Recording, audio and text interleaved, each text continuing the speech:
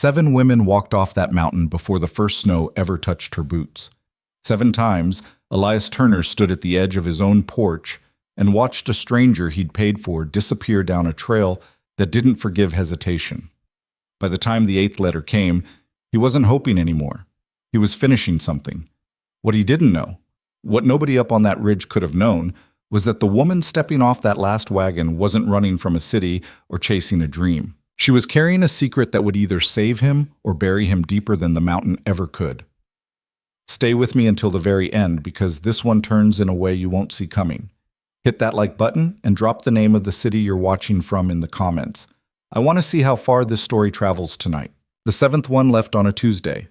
Elias Turner remembered the day of the week because he'd been splitting firewood when he heard the wagon wheels, and Tuesday was the day he always split wood. Routine was the only thing that kept a man sane up here. You did the same things in the same order, and the mountain didn't get a chance to surprise you. Her name had been Adeline, or Adelaide. He couldn't remember now, and that was the worst part, that he'd spent $14 and 6 months of letters on a woman whose name he couldn't hold in his head past the 2nd week. She'd lasted 4 days. 4 days of her crying at the wash basin, flinching every time the wind hit the cabin, picking at her food like the stew had offended her personally.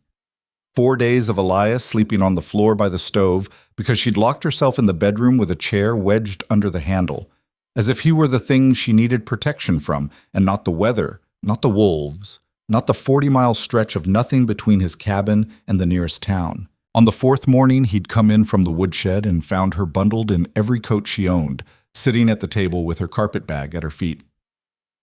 "I need you to take me down," she'd said. She wouldn't look at him. "Today. Now, if you can. There's weather coming." "I don't care." "You will." She'd looked up then, and her eyes had been red but dry, and she'd said something he kept thinking about for weeks afterward. She'd said, "Mr. Turner, I would rather freeze to death in that wagon than spend one more night in this house listening to you breathe." He hadn't known what to say to that. He still didn't. He'd hitched the wagon and taken her down himself, because the hired man from Caldwell's general store only came up once a month and there wasn't time to wait. The trip took 11 hours. She didn't speak. He didn't either. When they reached the stagecoach station in Hollow Creek, she'd climbed down without letting him help her, paid for her own ticket with money he hadn't known she had, and walked into the depot without looking back. He'd stood there in the cold mud with the reins in his hands and watched the door swing shut behind her. Then he'd turned the wagon around and driven the 11 hours home in the dark. That was 3 months ago. Now it was November, and the snow had come early, and Elias Turner was splitting wood on a Tuesday afternoon, trying very hard not to think about the letter sitting on his kitchen table. Bonk. The cabin sat in a clearing on the eastern slope of Crowfoot Ridge, tucked against the pines like a thing trying not to be noticed.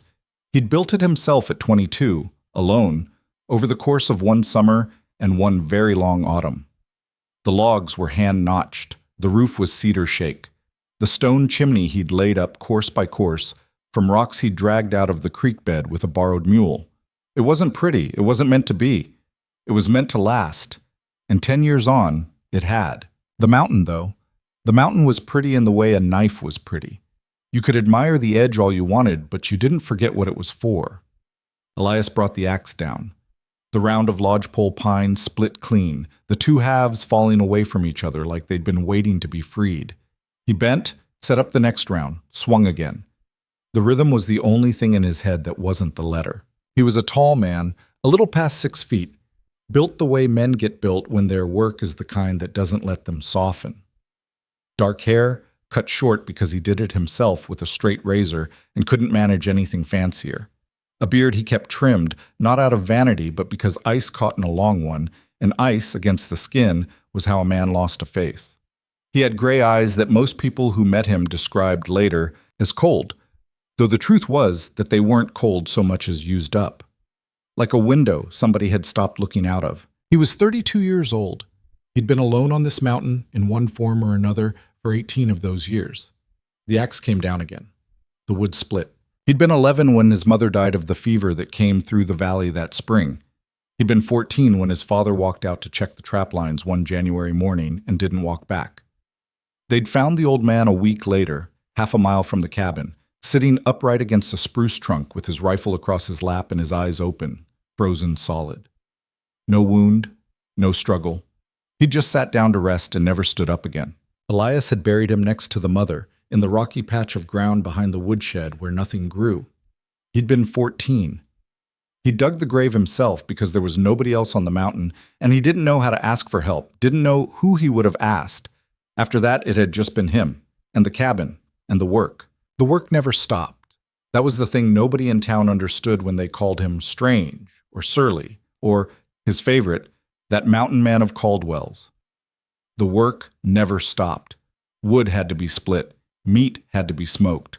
The roof had to be patched before the snow came, and the chimney had to be cleaned before the creosote caught, and the traps had to be run every third day in winter because furs froze stiff and ruined if you left them, and the horse had to be fed, and the chickens had to be fed, and the goats had to be fed, and the fences had to be checked, and the spring had to be kept from freezing over, and the lamp oil had to be rationed, and the flour had to be kept dry, and the work never stopped. He'd figured out by the time he was 16 that a man couldn't do it alone forever. Not and stay whole. Not and stay a man, and not just a pair of hands attached to an empty head. He'd started writing letters at 24. The broker in Denver was a woman named Mrs. Halverson, who ran her business out of the second floor of a millinery shop. Elias had never met her. He'd only ever seen her handwriting, tidy, slanted, brown ink on cream-colored paper. She charged $8 a match and took another $2 when the woman arrived. Her letters always began, "Dear Mr. Turner," and they always ended "Yours in good faith, H. Halverson." And between those two bookends, she described women the way a stockman might describe heifers. Age 26, of German extraction, robust constitution, plain features, willing. That had been the first one. Gerda. She'd stayed 2 weeks. After Gerda, there had been Constance, who'd stayed 9 days. After Constance, there had been Mary Beth, who'd stayed 3 weeks, the longest of any of them, before she'd started laughing at odd moments, laughing at nothing.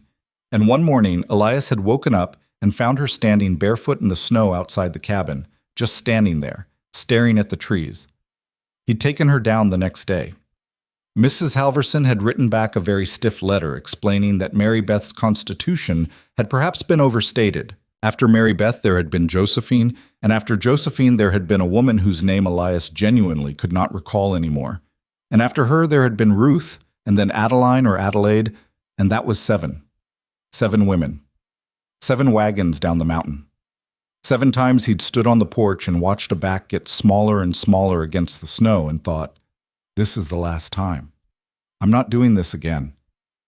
And then, 3 months after the last one, a letter had come. He hadn't written for it. He hadn't asked. It was sitting on the kitchen table now, and he'd been avoiding the kitchen since breakfast. The axe came down one more time, and then Elias straightened up and pressed the heel of his hand against his lower back. The light was going. He could feel the cold starting to climb up under his coat, the way it did when the sun dropped behind the ridge. Not a gradual thing, not a fade, just a wall of it coming down all at once. He stacked the split wood on the sled, tied it off, and dragged it to the lean-to beside the cabin. The bay horse, Job, watched him from the corral with the patient half-attention of an animal that had long since decided his man was not going to do anything interesting. Elias scratched the horse's nose on his way past. "Don't look at me like that," he said. "You eat too." Job blew warm breath into his palm. Inside the cabin, the stove had burned down to coals. Elias fed it 2 sticks of pine and one of the oak splits he was rationing, then hung his coat and his hat on the pegs by the door. He washed his hands in the basin. The water was cold enough that his knuckles ached. The letter was where he'd left it. He'd opened it that morning and read it twice, and then set it down and not looked at it again. He looked at it now.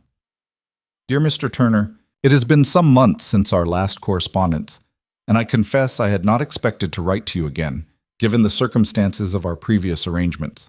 However, I find myself in possession of a rather unusual candidate, and I am writing to you first before any of my other gentlemen, because I believe she may be suited to your particular situation in a way my previous candidates were not. Her name is Marisol Vega. She is 29 years of age. She was raised on a sheep ranch in the San Juan Valley, and she has been supporting herself as a cook and housekeeper in Pueblo for the last 6 years. She came to me of her own accord, not through any agent or family arrangement. She has read the full description of your homestead and your situation. I gave her, as I always do, every reason to reconsider. She did not reconsider. I will be frank, Mr. Turner. She is not what I would call pretty, in the sense that our previous correspondents have preferred. She is not young. She is not delicate. She does not write a flattering letter, but she strikes me as a woman who does not walk into a room she cannot walk out of. I will send her at my own expense if you agree. If she does not suit, or if you do not suit her, I will cover the return fare as well. I have not made this offer before. I do not expect to make it again. Please respond at your convenience. Yours in good faith, H. Halverson. He read it a third time, standing at the kitchen table with his coat still dripping snowmelt onto the floor. Then he sat down. He didn't feel hope. That was the thing he'd noticed that morning, and the thing he noticed again now. Somewhere between the fourth woman and the seventh, the hope had stopped. He didn't know exactly when. He just knew that reading the letter now, he wasn't thinking maybe this one. He was thinking this is the last one. Not because Mrs. Halverson's description had moved him, not because the name Marisol Vega meant anything to him, just because he was 32 years old, and he had split his last piece of firewood of the day, and he was sitting alone in a cabin he had built with his own two hands. And he had realized somewhere on the walk back from the woodshed that he could not do this one more time. Not the marriage, the hoping. He got up, went to the drawer under the sideboard, and pulled out a sheet of paper and the pencil he kept wrapped in oilcloth. He sat back down. He wrote, Mrs. Halverson, sender. He thought for a long time. Then he wrote, this is the last one. Whether she stays or she doesn't, I am done writing after this. Please accept this as notice. E. Turner. He folded the letter. He sealed it with the stub of red wax he kept in a tin. He addressed it. Then he stood up, put on his coat again, and walked it out to the shed where the mail pouch hung waiting for Caldwell's man to come through on his next run. When he came back inside, the cabin was quiet in the way it always was, and he stood in the middle of the room for a minute with his hands at his sides, looking at nothing, and then he went and fed the stove. Caldwell's man came through 9 days later, and 3 weeks after that, a letter came back. It was not from Mrs. Halverson. It was written on the back of a page torn out of an almanac in pencil, in a hand that slanted hard to the right and did not waste any space. Mr. Turner, I will be at the Hollow Creek station on the 14th. If you cannot come down for me, write and say so, and I will find my own way up. I can ride. I can drive a wagon. I can walk if I have to. Do not send a neighbor. I would prefer to meet you first. Marisol Vega. Elias read it twice, standing in the doorway of the shed with the mail pouch still in his hand, and then he read it a third time, and he found that he was smiling, not wide, but at the corner of his mouth, and he did not entirely know why. The 14th was 6 days away. The weather turned on the 11th. It came in from the northwest, a slate wall of it that Elias watched climb over the ridge with the kind of attention a man pays to something that might kill him. He brought the goats in from the upper pasture. He doubled the rope on the woodshed roof. He chopped a hole through the ice on the spring and covered it with a weighted tarp so it wouldn't seal over before morning. He fed Job an extra measure of oats and rubbed him down and checked his shoes. Then the snow started. It snowed for 2 days without stopping. By the second evening, the drifts against the north side of the cabin were up past the windowsill, and Elias was shoveling a path to the woodshed every 6 hours just to keep it open. The wind came down off the peak in gusts that made the cabin creak in its joints, and the stovepipe moan like a sick animal, and he lay in his bed at night listening to it and thinking, she's going to be on the stage. If she's on the stage, she's going to be stuck somewhere. If she's stuck somewhere, she's going to turn around. He surprised himself by minding. Not badly. Just a small dull minding at the back of his chest, the way a man minds a tooth that has started to ache but hasn't started to scream yet. On the morning of the 14th, he woke before light and stood at the window in his long underwear, looking out at the clearing. The snow had stopped sometime in the night. The sky over the ridge was the color of old tin. The cold, when he opened the door to check the thermometer he kept nailed to the porch post, was bad, 18 below, and the wind not done yet. He hitched Job to the sleigh instead of the wagon. The wagon would not have made it past the second switchback. Then he put on everything he owned, 2 shirts, a wool sweater, the sheepskin coat, a scarf, a fur hat, and the heavy mittens with the canvas shells. And he took a jug of coffee and 2 wool blankets and a buffalo robe, and he headed down the mountain for Hollow Creek. The trail was bad. In places, the snow had drifted over the track entirely, and he had to get down and lead Job through on foot, the horse blowing great clouds of steam and lifting his hooves high like a show animal in a parade. Twice Elias thought about turning around. Both times he didn't. He reached Hollow Creek just before noon. The town was not much. A string of low buildings along a frozen creek, smoke going straight up from every chimney because there wasn't a breath of wind down in the hollow. The stagecoach station was at the north end, a long, low building with a wide porch, and there was a stage already there, unhitched, the horses stabled. That meant it had come in. Elias tied Job to the rail. His legs felt strange after the long sit in the cold, stiff, unfamiliar, as if they belonged to somebody else. He stamped them a couple of times. He pushed open the depot door. The room was warm. There was a pot-bellied stove in the center and a long bench against one wall and a counter with a telegraph key at the far end, and there were 2 people in it, the station agent, a bald man named Peebles, whom Elias knew slightly, and a woman in a dark wool coat sitting on the bench near the stove with a carpet bag at her feet and her gloved hands resting one on top of the other in her lap. She looked up when he came in. She was not pretty. Mrs. Halverson had not lied. She had a broad, square face, the kind of face that belonged on somebody who worked for a living. Her hair was dark and pulled back tight under a plain wool bonnet. Her nose had been broken at some point and not set quite straight. Her mouth was wide and unsmiling. Her skin was brown from the sun, browner than any of the other 6, browner than Elias himself.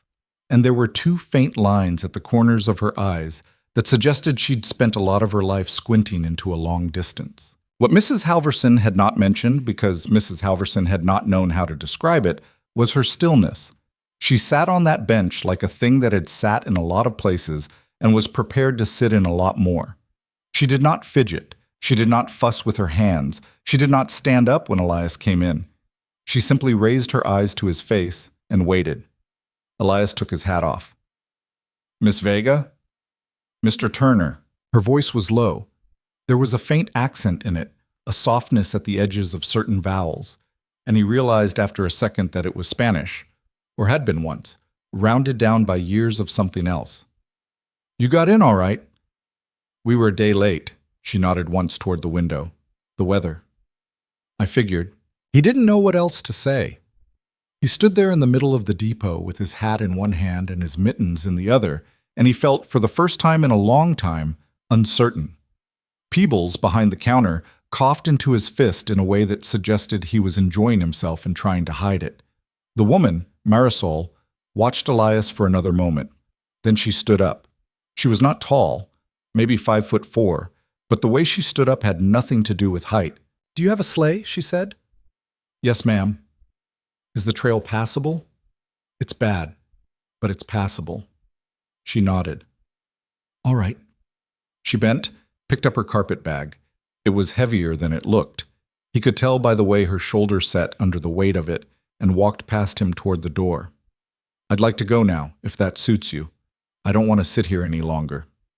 Peebles coughed again. Elias ignored him. "It suits me," he said. "There's a cafe across the way. You could eat first." "I ate on the stage." "It's 4 hours up." "I know." She had the door open now. The cold came in around her like a second presence. "I'd rather be 4 hours cold than 4 hours putting it off." Elias looked at her. She looked back at him. It was the first time a woman had walked out of that depot ahead of him instead of behind him. And it was the first time he had not felt, somewhere in the bottom of his stomach, the slow spreading sick of knowing he was about to disappoint her. He put his hat back on. "All right," he said. "Let's go."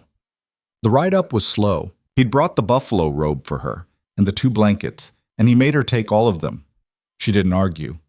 She tucked herself into the corner of the sleigh with the carpet bag between her knees and the robe pulled up to her chin, and she watched the country go past them with an attention that he eventually realized was not curiosity, but assessment. She was looking at the land the way a man looks at a horse he's thinking about buying, checking the legs, checking the teeth. For the first hour, they did not speak. The only sounds were Job's breathing and the sleigh runners hissing through the snow, and now and then the dry crack of a branch giving up under its load and falling somewhere in the trees. When they'd climbed past the second switchback and the country opened up into the long meadow that ran along the base of the ridge, she said, without turning her head, "How many have there been?" He didn't pretend not to understand. 7. Before me. Yes, ma'am. How long did the longest one stay? 3 weeks. Why did she leave? Elias thought about Mary Beth, standing barefoot in the snow, staring at the trees. He thought about how to say it. She wasn't built for it, he said finally. Marisol nodded, once, as if that matched something she had already suspected. And the shortest? 4 days. Why? He let out a breath. It made a cloud in front of his face. He watched the cloud drift forward and break apart. She was afraid of me. Marisol turned her head then. She looked at him. It was the first time since they'd left the depot that she had looked at him directly, and her eyes, he noticed, were almost black. And they did not flinch and did not soften and did not do any of the things that other women's eyes had done when they'd first really looked at him and realized what they had signed up for. "Were you a thing to be afraid of?" she said. "No." He kept his eyes on the trail. "But I understand why she was." There was a long silence. Then Marisol said, "All right." That was all. Just all right. And she turned her head back to the country, and she did not ask him any more questions for the rest of the ride. They reached the cabin a little after 4. The light was already failing. The wind had picked up again, and Elias could feel it pushing at the back of his neck as he guided Job up the final slope into the clearing. The cabin sat there, low and dark, with a thread of smoke still rising from the chimney where the stove had been banked that morning. Behind it, the ridge rose up into the cloud. To the east, the pines stood black against the graying sky. He stopped the sleigh at the porch. He climbed down. His legs nearly went out from under him. 4 hours in the cold had done something to them, and he had to grab the rail to keep his feet. He hoped she hadn't seen. She had seen. He could tell by the small, quiet way she didn't comment. He went around to help her out. She let him take her hand, which surprised him. He'd expected her to refuse, but she didn't let him take the carpet bag. She carried that herself. They went up the porch together. He opened the door. The cabin was cold, not freezing. The stove had kept a little heat in, but it was that deep, settled cold of a place that had been without a living presence all day, and he saw her notice it, saw her eyes go around the room, the table, the 2 chairs, the rough sideboard, the stove, the wash basin, the curtain that separated the bedroom from the main room, the one small window that faced south, the hooks on the wall where his coats hung, the rifle on the pegs above the door, and take the measure of it all in maybe 6 seconds. She set her carpet bag down by the door. "Where do you want me to sleep?" she said. The question hit him sideways. He had not thought about it exactly, because he had not let himself think about it. He had spent 6 weeks not thinking about it. "The bedroom," he said. "I'll sleep out here, on the floor by the stove." She looked at him. She looked at the curtain. She looked back at him. "For how long?" "As long as you want." She was quiet for a second. Then she said, "That's not an answer, Mr. Turner. It's the only one I've got." She studied his face. Whatever she saw there seemed to satisfy her, or at least to not dissatisfy her, because after a moment she nodded. "All right," she said. "For now." She took off her coat. She hung it on the peg next to his. Then she rolled up the sleeves of her dress. The dress was plain dark wool, and the sleeves were already a little worn at the elbows. And she walked past him to the stove, and she opened the firebox and looked inside, and she said without turning around, "Do you have kindling split?" "In the box by the door." "All right." She knelt down. She started to build the fire up. Elias stood in the middle of his own cabin and watched a woman he had met 4 hours and 11 miles ago kneel at his stove and feed it wood with hands that did not shake and did not fumble, and he felt something move in his chest that he did not have a name for and did not particularly want to name. He turned away. He went back out into the cold to unhitch Job. She did not cry that first night. She did not lock herself in the bedroom. She did not sit at the table and pick at her food. She ate what he cooked, venison stew with potatoes, which was what he'd have eaten anyway, and she ate it efficiently, and when she was finished, she stood up and took both of their plates to the basin and started to wash them. "You don't have to do that," Elias said. "Your first night." "I know I don't have to." She kept washing. He watched her for a second, then he got up and dried. They did not speak while they worked. When the plates were done, she wiped the table and he fed the stove one more time, and then they stood there, the two of them, in the small yellow circle of lamplight, and he realized he had no idea what to do next. She did. "I'm going to bed," she said. "It's been a long day." "All right." She looked at the floor by the stove, then at him. "You'll be warm enough? I've slept out here plenty." "That's not what I asked." He let out a breath that was almost a laugh. He didn't know where it had come from. "I'll be warm enough," he said. "Go on." She nodded. She went to the curtain. She paused with her hand on the edge of it, and she did not turn around, but she said quietly to the wall, "Good night, Mr. Turner." "Good night, Miss Vega." "Marisol," she said. "If we're going to live in the same house, Marisol." "Elias. Elias." The curtain fell closed behind her. He stood there for a long time, listening to the small sounds of her on the other side. The creak of the bed, the rustle of her dress being folded, the soft thump of boots being set down on the floor, and then the lamp on her side went out, and the cabin was quiet, and he was alone in the main room with the stove and the wind and his own slow, unfamiliar heartbeat. He sat down on the floor by the stove. He wrapped himself in the buffalo robe. He looked up at the ceiling. He did not think this one is going to stay. He had learned not to think that anymore. He had taught himself over 7 women in 8 years not to think that. But he thought something else, and it surprised him, and it was this. He thought that for the first time in a very long time, the cabin did not sound empty. The wind pushed against the walls. The stove ticked as it cooled. Somewhere on the far side of the curtain, a woman he did not know was breathing, slow and even, in his bed. Elias Turner closed his eyes. Outside, the snow started again. The next morning, he woke to the smell of coffee. For a second, he didn't know where he was. Then he felt the floor under his back and the stove heat against his side, and he remembered. He opened his eyes.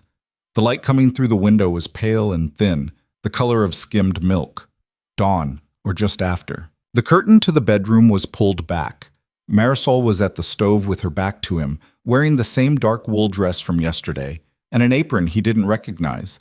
She must have brought it. And she was pouring water from the kettle into the coffee pot with the kind of quiet efficiency that made him think she'd been up for a while. He sat up. The buffalo robe slid off his shoulders. His back ached where it had pressed against the floorboards all night, and his neck had a crick in it that was going to take an hour to work out. She turned her head. "You're awake," she said. "You didn't have to make coffee." "I wanted coffee." "You get some too. That's not charity. That's logistics." He almost smiled. He didn't, but he almost did. He got to his feet, rolled the buffalo robe, and set it on the chair. He went to the basin and washed his face with water so cold it made his teeth hurt. When he turned back around, she'd set a tin cup on the table for him, steam rising off it in a thin line. He sat down. He drank. The coffee was strong enough to strip paint, which was exactly how he liked it, and how he had not expected anyone else to make it. "Is it all right?" she said. She was still standing by the stove, watching him with that same flat, careful attention she'd given the country on the ride up. "It's good." "You don't have to lie." "I'm not." She looked at him for another second, as if checking that for truth, and then she nodded and poured herself a cup and sat down across from him. They drank in silence. Outside, a crow called from somewhere in the pines, and the wind moved through the clearing in a long, low rush that made the walls creak. After a while, she said, "What do you do first?" "In the morning." "Feed the stock. Check the traps if it's a trap day. Split wood if it's a wood day. Fix whatever broke." "Is today a trap day?" "No." "Wood day?" "I split yesterday. I'm good for a few days." "So what needs fixing?" He thought about it. The door on the chicken coop's got a hinge coming loose. The fence on the upper pasture's got a post that's leaning, and the chimney needs cleaning before the real cold sets in. "When's the real cold?" 2 weeks, maybe 3. She nodded. She drank her coffee, then she said, "I can do the chickens." "You don't have to." "Elias." She said his name the way somebody says a word they've been practicing. "If you tell me I don't have to every time I offer to do something, we're going to spend the whole winter having the same conversation. I know I don't have to. I'm telling you I can." He looked at her. She looked back. Her face didn't change. "All right," he said. "The screwdriver's in the shed. Third shelf, left side. The screws are in the coffee tin next to it. All right. She finished her coffee. She stood up, rinsed the cup in the basin, and went to the door. She put on her coat. He noticed it was heavy canvas, not wool, and patched at both elbows. And she pulled on a pair of men's work gloves that were too big for her hands, and she went out without saying anything else. Elias sat at the table and watched the door close behind her. Then he got up and went to see about the fence post. She fixed the hinge. He checked it that afternoon when he came back from the upper pasture, and the door swung true, and the screws were seated flush, and she'd even taken the time to rub a little lard on the hinge pin so it wouldn't squeak. It was the kind of work a man did when he knew the thing was going to have to last, and there wasn't going to be anybody coming behind him to fix it if it didn't. He found her in the cabin, kneeling on the floor by the sideboard with every pot and pan and dish he owned spread out around her in a half circle. She had a rag in one hand and a jar of lye soap in the other, and she was scrubbing the inside of his smallest pot with the kind of focus most people reserved for surgery. "What are you doing?" he said. She didn't look up. "Cleaning." "I can see that." "Then why did you ask?" He didn't have an answer for that. He took off his coat and hung it up. "They're not that dirty," he said after a second. "Yes, they are. I use them." "That doesn't mean they're not dirty." She sat back on her heels and looked at him. There was a smudge of something gray on her cheek, and her hair had come loose from the knot at the back of her neck and was hanging in a dark curl over one shoulder. "When's the last time you cleaned the coffee pot?" He thought about it. "I rinse it." "That's not what I asked." "I don't remember. I can tell." She turned back to the pot. "It's all right. I'm not saying it to make you feel bad. I'm saying it because I'm cleaning it now, and I don't want you to think I'm doing it as some kind of comment on how you've been living." "Are you?" "No." "Then why are you doing it?" She paused. She set the pot down. She wiped her hands on the rag, and then she looked up at him again, and when she spoke, her voice was quieter. "Because I don't know what else to do yet," she said, "and I'd rather do something than sit here feeling like I'm in the way." He hadn't expected that. He didn't know what he'd expected, but it wasn't that. He sat down on the chair by the table. He leaned forward and rested his elbows on his knees. "You're not in the way," he said. "I don't know that yet." "Well, I do." She looked at him for a long moment. Then she picked the pot back up and went back to scrubbing, and he sat there and watched her work. And after a while he got up and went to the stove and started putting together something for supper. The days fell into a rhythm. Not a comfortable rhythm. Not yet. But a rhythm. He woke first, usually, and fed the stove. She woke second and made the coffee. They ate breakfast without talking much, bread and butter, or cornmeal mush, or the tail end of whatever meat was left from the night before. Then he went out to do the work that had to be done outside, and she stayed in and did the work that had to be done inside, and they moved around each other like two people sharing a house who had not yet learned each other's corners. She cleaned. Not all at once, and not as if she were trying to prove something, but steadily, methodically, the way a person works through a problem they know is going to take time. She cleaned the dishes and the pots and the floor and the windows. She took down the curtain between the bedroom and the main room and boiled it in the big kettle and hung it outside to freeze dry. And when Elias came in that evening and saw the bedroom standing open and empty behind her, he'd felt something twist in his chest, though he couldn't have said what. "I'll put it back up when it's dry," she said, not looking at him. "It's fine. I'm not trying to—" "I know," he said. "It's fine." She'd nodded.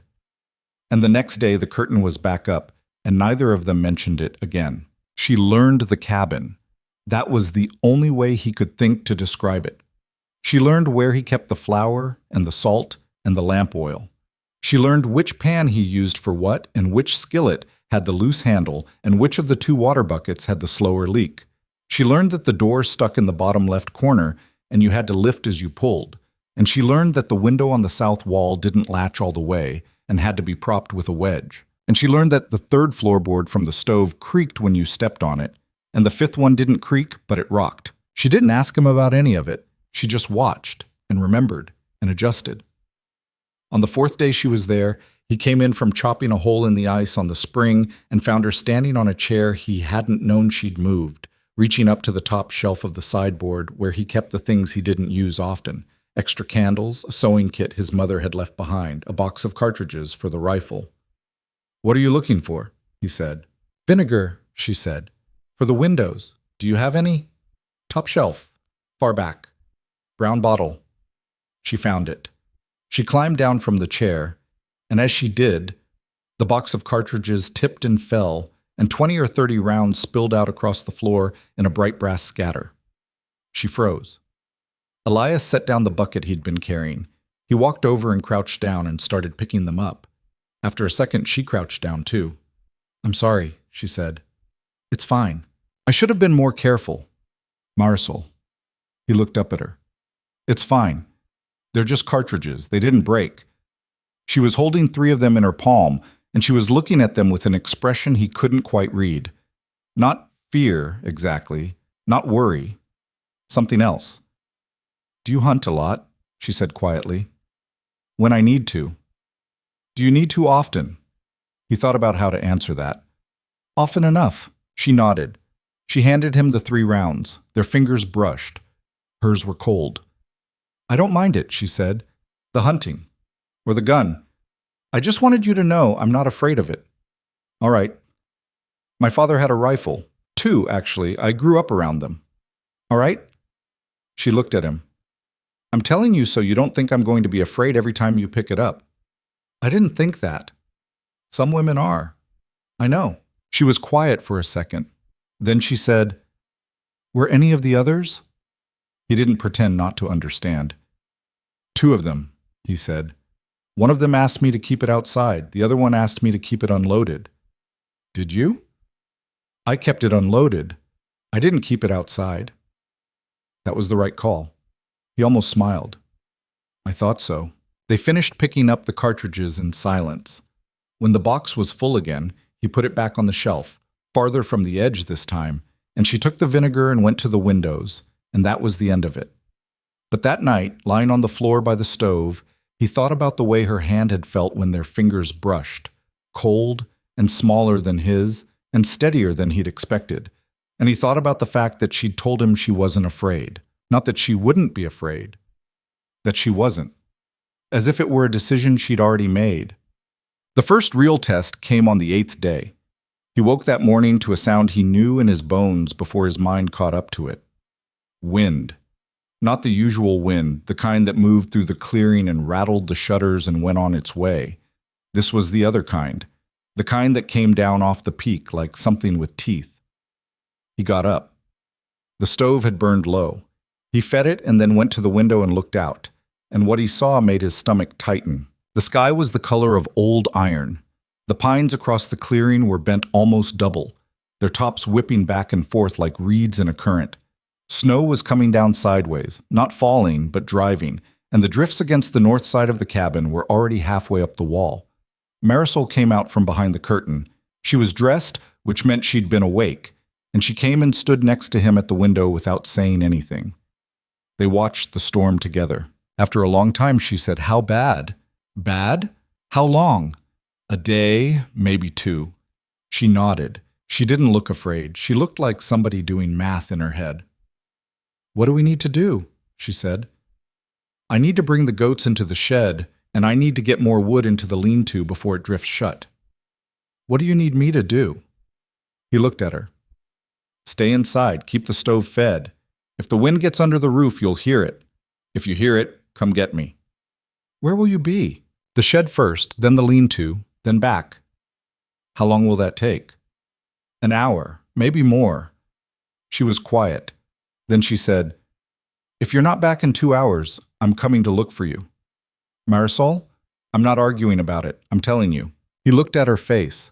It was the same face she'd worn when she'd told him she could fix the chicken coop, and when she'd told him the pots were dirty, and when she'd told him she wasn't afraid of the rifle. It was not a face that expected to be told no. "All right," he said. 2 hours. She nodded. "Go." It was worse outside than it had looked from the window. The wind hit him the second he stepped off the porch, a solid freezing wall of it that nearly took him off his feet.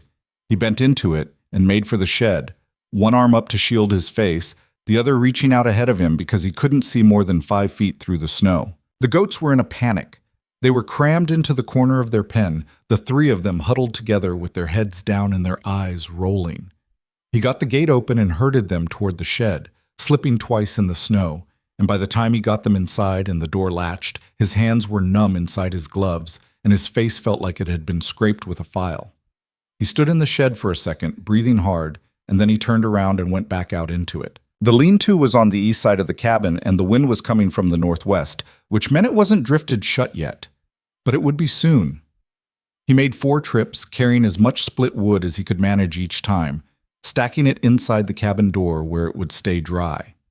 On the 4th trip, his boot went through a hidden drift, and he went down hard on one knee, and the wood scattered, and he had to spend 5 minutes in the blowing snow picking it all up again with hands that had stopped feeling like hands and started feeling like clubs. By the time he got back to the cabin, he'd lost track of how long he'd been outside. It could have been an hour. It could have been 3. He pushed the door open and stumbled in, and Marisol was there. She took one look at him and said, "Sit down." "I'm fine." "Sit down, Elias." He sat. She pulled off his gloves. His hands were white, the fingers stiff and clumsy. She didn't say anything about it. She just went to the stove and dipped a cloth in the pot of warm water she'd kept there, and she came back and wrapped his hands in it, and the feeling that came back into them was so painful he had to close his eyes and breathe through his teeth. She knelt in front of him and held the cloth there, not saying anything, just waiting. After a while the pain dulled to an ache, and then the ache dulled to a tingle, and then his hands were just his hands again. "Better?" she said. "Yeah," she let go. She stood up. "Are we done? Outside?" "For now." "Is there anything that's going to break if we don't get to it?" He thought about it. "No." "Then we stay inside until it passes." "That could be 2 days." "I know." She went to the sideboard and started pulling out food. Potatoes, a sack of cornmeal, a jar of preserved venison, a tin of lard. She set it all on the table. "We have enough?" she said. "We have enough." "Then we wait." They waited.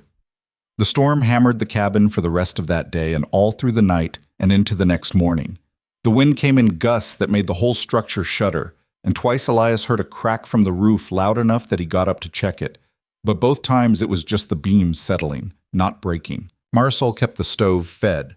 She kept water boiling. She cooked potatoes and cornbread and a stew from the preserved venison that was better than anything Elias had made in the last 5 years. And when he said so, she just nodded and said, "I worked in a restaurant kitchen for 3 years. You learn or you get fired." They ate. They sat. The cabin was too small to do much else.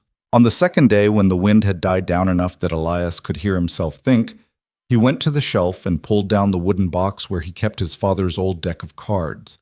He brought it to the table. "You play?" he said. Marisol looked up from the sock she'd been darning. One of his socks, he realized, which she'd pulled from the basket under the bed without asking, and which she was mending with small, tight stitches that would hold. "Play what?" she said. "Rummy, poker, anything." "I know rummy. You want to?" She set the sock down. "All right."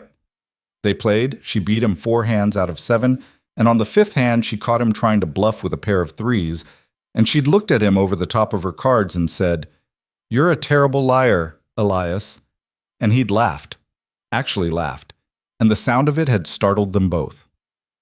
On the evening of the second day, the wind finally stopped. The silence that came after it was so sudden and so complete that Elias got up and went to the window just to make sure the world was still there. It was. The sky was clearing from the west, a long line of pale blue opening up over the ridge, and the snow had stopped, and the clearing was buried under drifts that came up past the porch rail. "It's over," he said. Marisol came and stood beside him. She looked out at the white expanse, at the pines bent and heavy, at the shed half buried and the lean-to drifted in. "How long to dig out?" she said. "A day, maybe 2. Then we should start tomorrow." He looked at her. "We? I can shovel." "I'm not asking you to." "I know." She turned away from the window. "But I'm going to." They dug out together. It took a day and a half. Elias started at the porch and worked his way to the shed, and Marisol started at the lean-to and worked her way to the woodpile.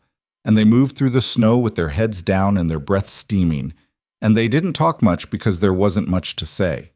The work said it. By the end of the first day, Elias's back was screaming and his shoulders felt like they'd been beaten with a hammer. And when he came inside and sat down at the table, he couldn't hide the way his hands were shaking. Marisol didn't say anything. She just heated water and brought him a cup of it with a little whiskey stirred in, and she set it in front of him and went back to the stove. He drank it. The warmth spread through his chest. "Thank you," he said. She didn't turn around. "You're welcome." On the second day they finished. The paths were clear, the stock were fed, the firewood was stacked inside, and the damage, a broken shutter, a torn section of the shed roof, was noted and would be fixed when there was time. That night they sat at the table after supper, too tired to do much else, and Marisol said, "Does it always come like that? Once or twice a winter? And you've always handled it alone?" "Yes." She was quiet. Then she said, "You don't have to anymore." He looked up. She was looking back at him, and her face was tired and wind-burned, and there was a smudge of soot on her jaw. And she looked, he thought, like somebody who had earned the right to say that. "I know," he said. "Do you?" "I'm starting to." She nodded. She didn't smile, but something in her face softened, just a little, and she reached across the table and put her hand on top of his, just for a second, and then she stood up and went to wash the dishes.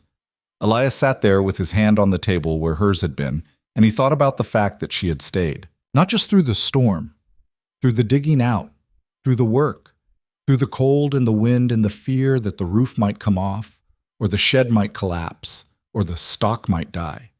And she had not once said, "This is too much," or "I didn't sign up for this," or "Take me back down." She had stayed. And for the first time since she'd arrived, he let himself think the thing he'd been trying not to think.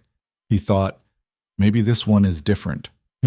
The days after the storm were strange. Not bad strange, just strange. The work continued. The wood had to be split. The traps had to be checked. The chimney had to be cleaned. But now when Elias went out in the morning, he came back to a cabin that smelled like bread, or stew, or the lye soap Marisol used to scrub the floor. And when he came in with snow on his boots and his face numb from the cold, there was coffee waiting, and a fire in the stove, and a woman who looked up from whatever she was doing and said, "You're back," as if it mattered that he was. He didn't know what to do with that. He'd lived alone for so long that he'd forgotten what it was like to be noticed. To have somebody mark his coming and going, to have somebody ask if he was hungry or cold, or if his hands hurt from the work. Marisol didn't fuss. She didn't hover. But she noticed, and he noticed her noticing. One afternoon, he came in from the shed and found her standing at the window, looking out at the ridge with her arms folded and her face very still. He almost didn't say anything. Then he did. "You all right?" he said. She didn't turn around. "I'm fine." "You sure?" "I'm fine, Elias." He hung up his coat. He washed his hands. He was about to go check the stove when she said quietly, "Do you ever get tired of it?" He stopped. "Tired of what?" "The work, the mountain, being up here." He thought about it. "Sometimes." "What do you do when you're tired?" "I keep working." She turned her head then. She looked at him. "That's not an answer." "It's the only one I've got." She was quiet for a long time. Then she said, "I left Pueblo because I was tired. I worked in a boarding house for 6 years, and I got tired of the same rooms and the same people and the same meals, and I thought if I stayed there one more year, I was going to disappear into it and never come back out." She paused. "I thought coming here would be different, and it is, but it's also just another kind of tired, isn't it?" He didn't know what to say to that, so he said the truth. "Yeah," he said. "It is. Does it get easier?" "No." "Does it get better?" He looked at her. She was still standing at the window, backlit by the thin winter sun, and her face was in shadow, but he could see her eyes, and they were watching him, and they were not looking for comfort. They were looking for truth. "I don't know," he said. "I've never had anybody here long enough to find out." She nodded slowly. "All right. Is that why you're asking? Because you're thinking about leaving?" "No." "You sure?" "I'm sure." She turned away from the window. "I'm asking because I want to know what I'm staying for." And there it was. The question he'd been waiting for since the day she'd arrived. The question all 7 of the others had asked in one way or another, and the question he'd never had a good answer to. He still didn't. I can't tell you that, he said. I can tell you what I'm staying for. I'm staying because this is what I built, and I don't know how to do anything else. But what you're staying for, that's yours, not mine. She looked at him for a long time. Then she said, Fair enough. She went back to whatever she'd been doing before. Folding laundry, he thought, or mending something. And Elias stood there in the middle of the cabin and felt like he'd just barely passed a test he hadn't known he was taking. 3 weeks after Marisol arrived, Elias came back from checking the trap line and found her sitting at the table with a piece of paper in front of her and a pencil in her hand. What's that? He said. She looked up. A list. Of what? Things we need. He hung up his coat. We have everything we need. We have everything we need to survive. We don't have everything we need to live. She tapped the paper. We're out of sugar. We're low on salt. The flour's going to run out in another month, and we don't have any vegetables. I have potatoes. Potatoes are not vegetables. They're not? They're potatoes. She set the pencil down. When's the next supply run? Spring. Spring. That's when Caldwell's man comes through. She looked at him like he'd just told her the moon was made of cheese. You go 4 months without resupply? I stock up in the fall. And you didn't think to stock up on sugar? I don't use sugar. Well, I do. She stood up. And I'm not spending the next 3 months eating nothing but potatoes and venison and cornbread. What do you want me to do about it? I want you to take me down to Hollow Creek so I can buy supplies. He stared at her. Now? No, next year. Yes, now. Marisol, it's the middle of winter. I know what season it is. The trail's bad. The trail's always bad. It's a full day down and a full day back. Then we should leave early. He opened his mouth. He closed it. He didn't know what to say to a woman who'd just told him she wanted to spend 2 days on a freezing mountain trail so she could buy sugar. You're serious, he said. Completely. We could wait until spring. We could. But I don't want to. She picked up the list. I spent 6 years cooking in a boarding house where I didn't get to decide what we made or when we made it. I'm not doing that here. If I'm going to stay on this mountain, I'm going to do it on my terms. And my terms include vegetables. He looked at her. She looked back. All right, he said.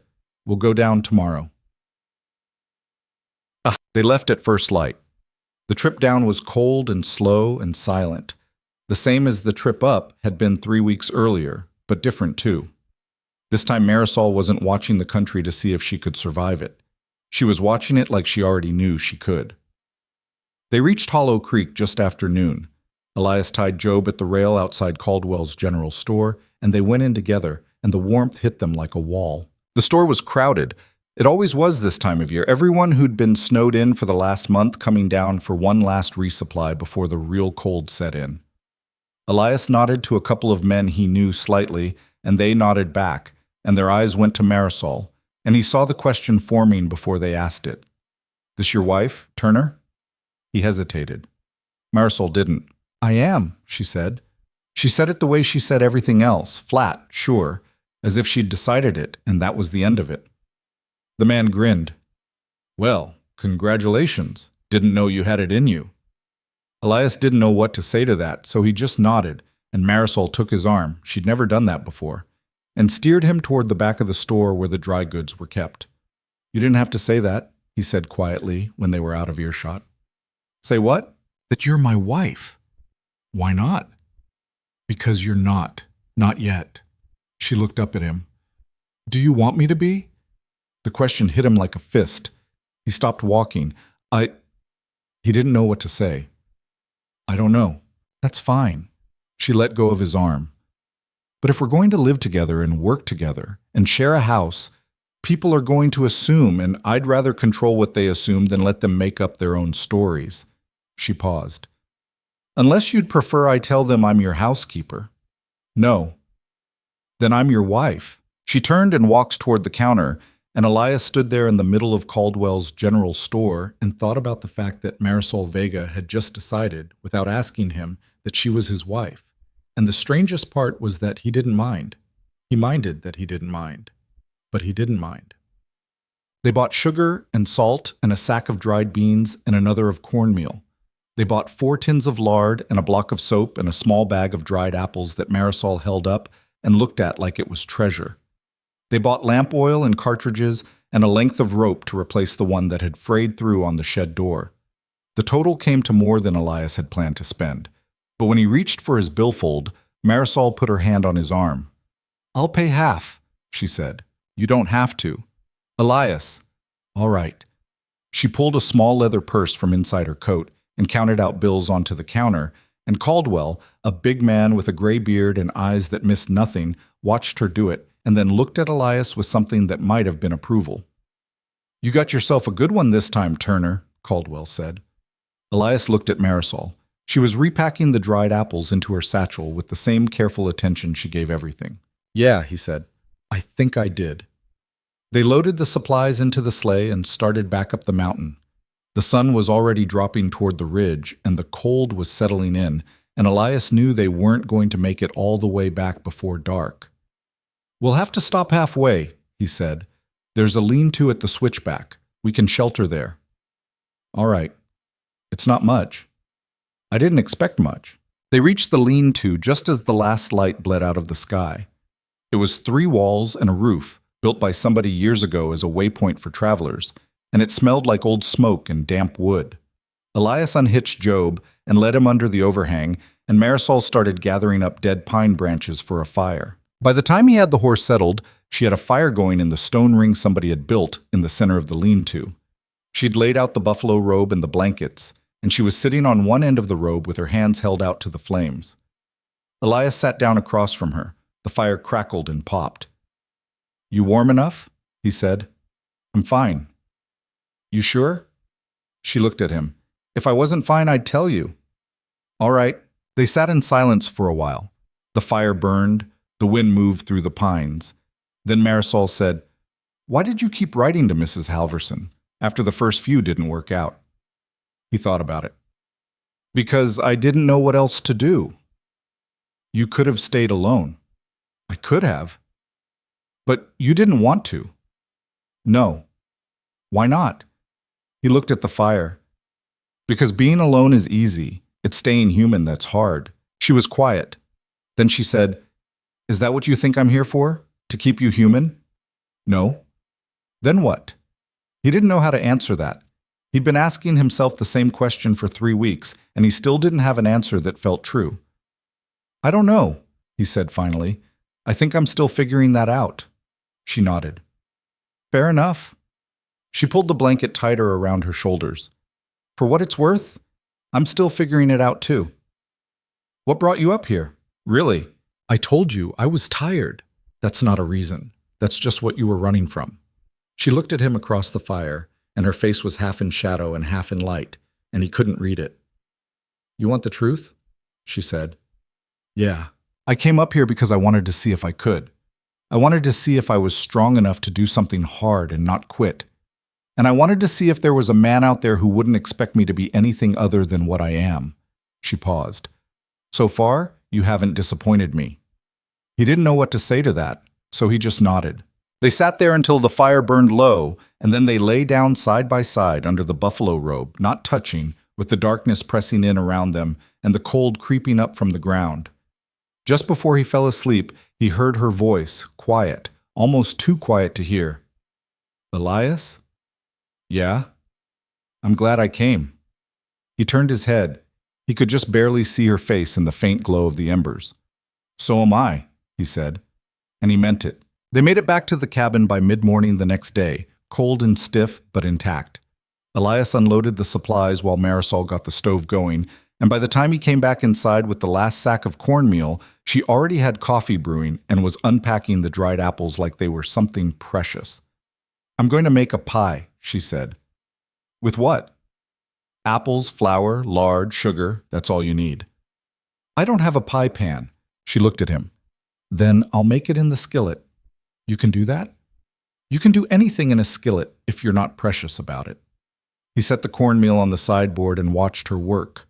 She moved around the cabin now like she'd been there for years instead of weeks, reaching for things without looking, stepping around the creaky floorboard without thinking about it. She'd learned the space. She'd made it hers. He realized he didn't mind that either. That night they ate the pie, burnt a little on the bottom, sweet enough to make his teeth ache, better than anything he'd tasted in 10 years. And afterward, Marisol sat back in her chair and said, "I want to plant a garden in the spring." Elias looked up from his plate. "A garden? Vegetables, maybe some herbs. There's a flat spot on the south side of the cabin that gets good sun. The ground up here's not great. I know. I'll need to build it up. Compost, maybe some manure from the goats." She was looking at him with that same steady attention she always had, the look that said she'd already thought this through and was just waiting to see if he was going to argue. "But it can be done." "Yeah," he said. "It can." "So I can do it?" "You don't need to ask me." "I'm asking anyway." He set his fork down. "Then, yes, you can do it." She nodded. "Good." She stood up and started clearing the plates, and Elias sat there and thought about the fact that Marisol was making plans for the spring. Not plans to leave, plans to stay. He thought about that a lot over the next few days. Tema. January came in hard. The temperature dropped and kept dropping until the cold wasn't just something you felt. It was something you lived inside of. Something that pressed against the walls and seeped through the cracks and turned your breath to ice before it left your mouth. Elias woke every morning to frost on the inside of the windows and water frozen solid in the basin, and every morning he fed the stove and broke the ice and went out into the cold to do the work that never stopped. And every morning Marisol was up before him, already dressed, already moving. They fell into a rhythm that was deeper than the one they'd had before. He chopped wood, she stacked it.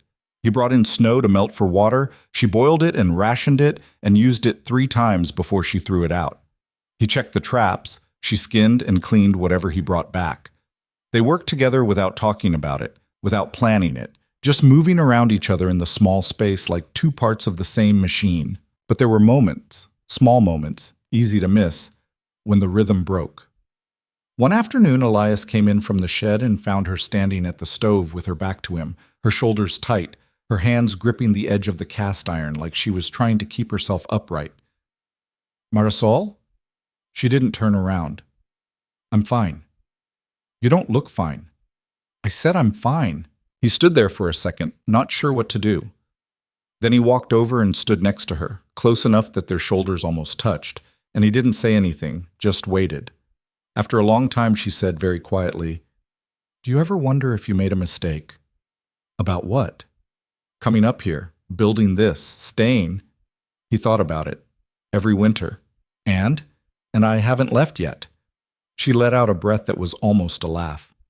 "That's not very reassuring." "It's the truth." She was quiet. Then she said, "I don't regret coming here. I want you to know that. But some days it's hard.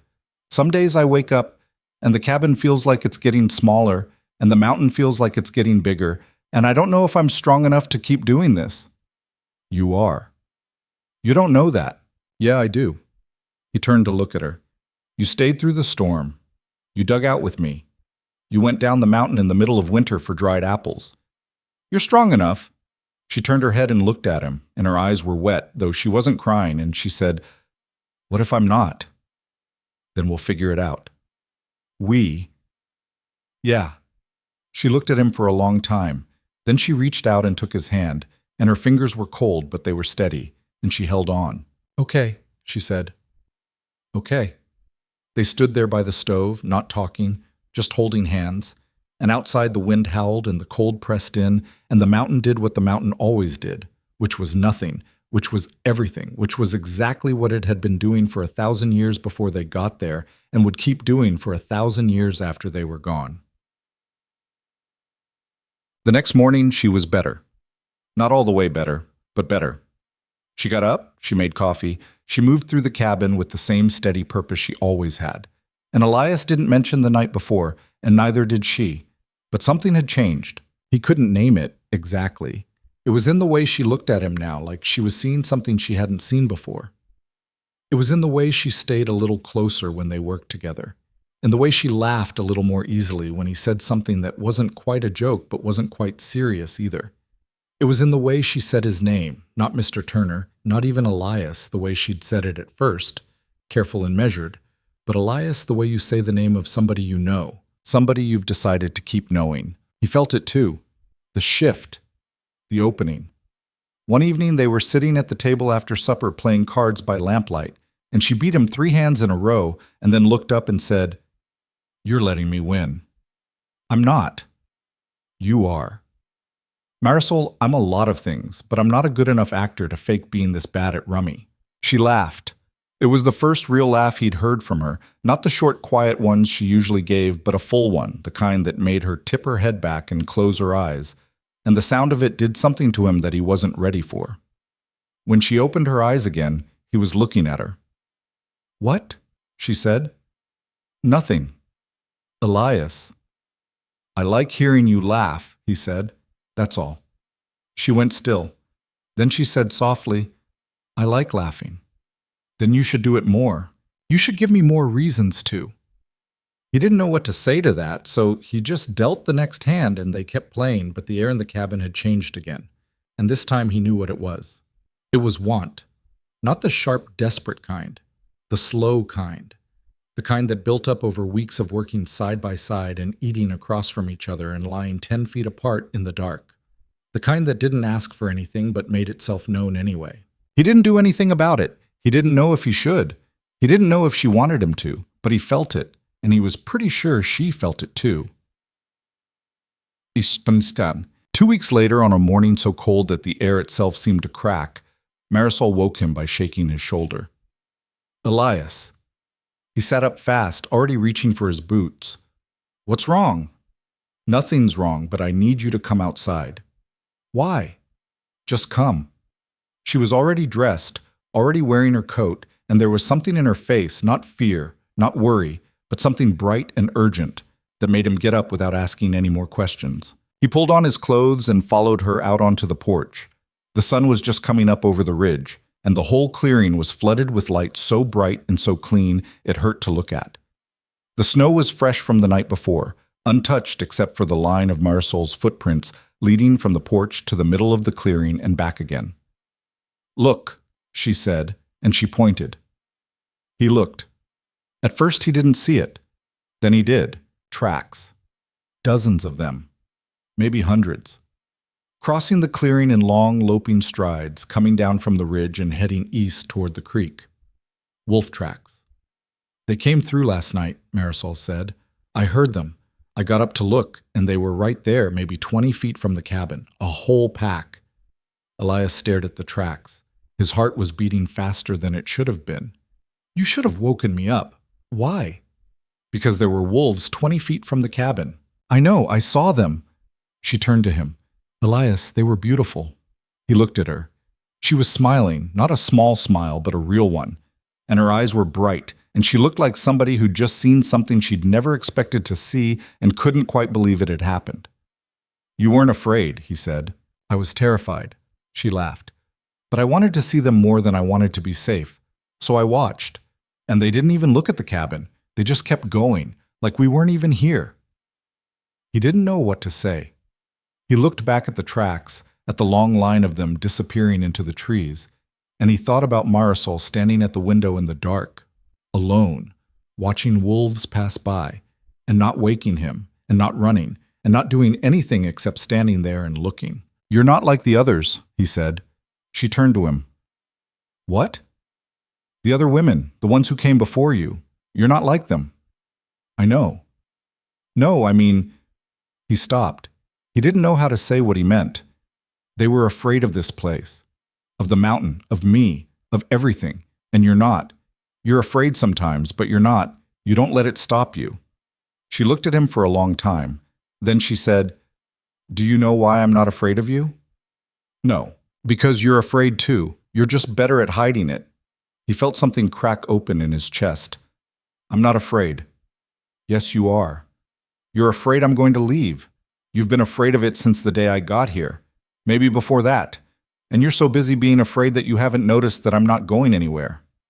"You don't know that." "Yes, I do." "Marisol." "I'm not leaving, Elias." She said it the way she said everything, flat and sure, like it was already decided. "I'm staying. Not because I have to, not because I don't have anywhere else to go, but because I want to. And if you can't believe that, then you need to figure out why. Because it's not about me. It's about you. He stared at her. The sun was rising higher now, turning the snow from blue to white to gold, and Marisol was standing there in her patched coat with her breath steaming in the cold, and she was looking at him like she could see straight through him, and maybe she could. I don't know how to do this, he said quietly. Do what? This. Trust somebody. Let somebody stay. Then learn. What if I can't? Then we'll figure it out. She stepped closer. But you have to try, Elias, because I can't do this by myself. I can stay here, I can work, I can build a garden and cook your meals and fix your hinges, but I can't make you believe I'm not going to leave. You have to decide that on your own. He looked at her. She looked back. Are we just surviving here, she said, or are we building something real? Yet, the question hung in the air between them, and Elias knew it was the question he'd been avoiding since the day she'd arrived. Maybe since the day he'd written to Mrs. Halverson the first time. Maybe since the day his father had walked out into the snow and never come back. He'd spent 18 years surviving. He'd built a cabin and run a trapline and kept himself fed and warm and alive. And he'd done it alone because alone was easier. Alone was safer. Alone meant nobody could leave him because there was nobody there to leave. But Marisol was asking him for something different. She was asking him to stop surviving and start living. She was asking him to trust her. She was asking him to build something that might break, that might fail, that might end with him standing on the porch watching another woman disappear down the mountain. She was asking him to risk it anyway. He took a breath. I want to build something real, he said. Then say it like you mean it. I do mean it. Then stop treating me like I'm going to run the first time things get hard. Stop sleeping on the floor. Stop acting like you're doing me a favor by letting me stay. And stop looking at me like you're waiting for me to change my mind. I don't. You do. Every time I say I'm staying, you look at me like you're waiting for the other shoe to drop, like you're counting the days until I figure out this was a mistake. She stepped closer. She was close enough now that he could see the faint lines at the corners of her eyes, the small scar on her jaw, the way her breath made small clouds in the cold air. I'm not the others, Elias. I didn't come here looking for an easy life. I came here looking for a real one. And if you want that too, then you need to stop waiting for me to leave and start believing I'm going to stay. He didn't know when he'd started reaching for her.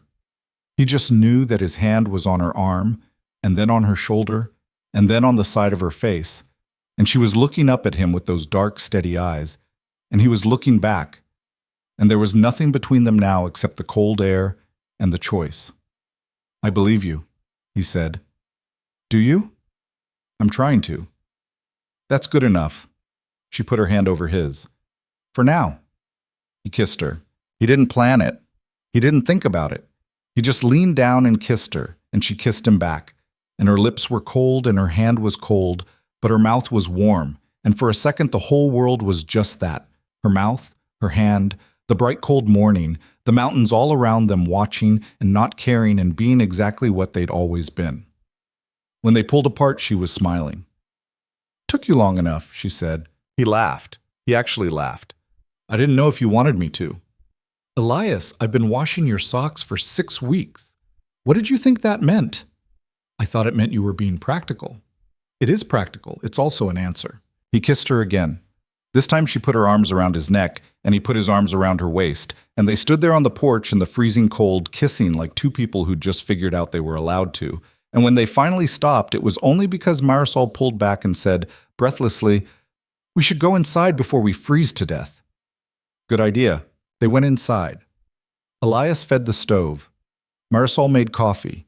They sat at the table across from each other the way they did every morning, but this time when their knees bumped under the table, neither of them moved away. So what happens now? Marisol said. I don't know. That's not very reassuring. I'm making this up as I go. She smiled. Good. So am I. Things changed after that. Not all at once, but in small incremental ways that added up to something bigger. Elias stopped sleeping on the floor. The first night he moved into the bedroom, he lay there in the dark on his side of the bed with Marisol on the other side. And there was a foot of space between them and neither of them crossed it. But the second night the space was smaller, and the third night it was smaller still, and by the end of the week they were sleeping curled together like two people who'd been doing it for years. He stopped treating her like a guest. He stopped asking if she was warm enough, if she had enough to eat, if she needed anything. He started asking her what she thought about the fence post that was leaning, about whether they should slaughter one of the goats before spring, about whether the shed roof could make it through another winter or if it needed to be replaced now. He started asking her opinion, and she started giving it, and sometimes they agreed and sometimes they didn't. And when they didn't, they argued about it like two people who knew the argument wasn't going to end with one of them walking away. And he started to believe, really believe, not just hope, that she was staying. It wasn't one moment. It was 100 small moments. It was the way she talked about the garden she was going to plant in the spring, not if she planted it, but when. It was the way she started rearranging things in the cabin without asking, moving the skillet to a hook closer to the stove, shifting the woodpile to the other side of the door, hanging a piece of cloth over the window to keep the draft out. It was the way she looked at him sometimes, when she thought he wasn't looking back, with an expression that wasn't hope or fear or calculation, but something simpler and harder to fake. It was the way she touched him now, not tentatively, not like she was asking permission, but like it was her right. A hand on his shoulder when she passed behind him. Her knee pressed against his under the table. Her fingers tangled in his hair when they kissed. She was settling in, not just to the cabin, but to him, and he was settling into her. One night in early February, they were lying in bed, not sleeping, just lying there in the dark. And Marisol said, "Tell me about the first one." "The first what?" "The first woman, Gerda." He didn't want to talk about it. Then he realized that not wanting to talk about it was exactly the kind of thing he used to do before, when he was still afraid. "She was from Wisconsin," he said, "or maybe Michigan, somewhere cold. Mrs. Halverson said she'd be used to winters." "Was she?" "No, or maybe she was used to winters, just not to being alone in them." He stared up at the ceiling. "She cried a lot. I didn't know what to do with that. I'd ask her what was wrong, and she'd just shake her head and keep crying. After 2 weeks, she told me she wanted to go home, so I took her." "Did you try to stop her?" "No." "Why not?" "Because she didn't want to be here." "What was I supposed to do, force her to stay?" Marisol was quiet for a second. Then she said, "You could have asked her why she was crying." "I did." "No, I mean really asked. Not just what's wrong, but what do you need? There's a difference." He thought about that. "I didn't know there was. Most men don't." She rolled onto her side to face him. "I'm not saying it would have changed anything. Maybe she would have left anyway, but maybe she was crying because she was scared, and if you'd asked her what she was scared of, you could have done something about it." "Like what?" "I don't know. Talked to her. Sat with her. Made her feel like she wasn't alone." She reached out and put her hand on his chest. "You're good at a lot of things, Elias. But you're not good at asking for help. And you're not good at seeing when other people need it. And you are?" "I'm better at it than you." He almost argued. Then he didn't, because she was right. "I'm trying to be better," he said. "I know. That's why I'm still here." They lay there in the dark, her hand on his chest, his hand covering hers. And after a while she said, "Do you want to know why I really came up here?" "You told me you were tired." "That's part of it, but it's not all of it." She was quiet for a second. "I was married before." He went still. "You were?" "For 3 years. His name was Daniel. He was a ranch hand on my father's property. We got married when I was 23, and for the first year it was good. Then he started drinking, and then he started hitting me. And then one night he came home drunk, and I had had enough, so I hit him back, with a skillet." She said it matter-of-factly, like she was talking about the weather. "I broke his nose. He left. I filed for divorce. It took a year to go through, and by the time it did, I'd already moved to Pueblo and started over." Miss Babu Shapohain. Elias didn't know what to say. He wanted to ask if Daniel was still alive and where he was, and whether Elias needed to worry about him showing up. But what he said was, "I'm sorry. Don't be." "I'm not." She shifted closer. "I'm telling you because I want you to understand something. I didn't come up here because I'm desperate. I didn't come here because I had nowhere else to go. I came here because I wanted to see if there was a man out there who wouldn't try to break me. And you haven't. You've let me be exactly who I am, and that's why I'm staying. He turned his head to look at her. She was close enough that he could see her face in the faint starlight coming through the window. You think I wouldn't try to break you? He said. I know you wouldn't, because you're too afraid I'd leave if you did. He smiled. That's probably true. It's definitely true. She kissed him. But that's all right. I'll take it. The winter wore on. February turned into March. The days got longer, the light got stronger, and the cold started to lose its edge. Not much. Not enough that you'd notice unless you were paying attention. But Elias was paying attention now. He was paying attention to a lot of things. He noticed the way Marisol had started humming while she worked. Small, tuneless things under her breath that she probably didn't know she was doing. He noticed the way she stood at the window in the mornings, looking out at the clearing, and the way her face had changed, less guarded, less careful, more open. He noticed the way she touched him now, casually, without thinking about it, like it was the most natural thing in the world. And he noticed the way she'd started talking about the future. Not in vague terms, not if we do this, or maybe we could, but in concrete ones. When I plant the garden, when the snow melts, when we expand the cabin. She was planning, she was building, she was staying. One evening in late March, he came in from checking the trap line and found her sitting at the table with a piece of paper in front of her and a pencil in her hand, the same way he'd found her that day she'd made the supply list. What's that? He said. She looked up. A letter. To who? Mrs. Halverson. He felt something cold slide down his spine. Why? Because she wrote to you 3 weeks ago.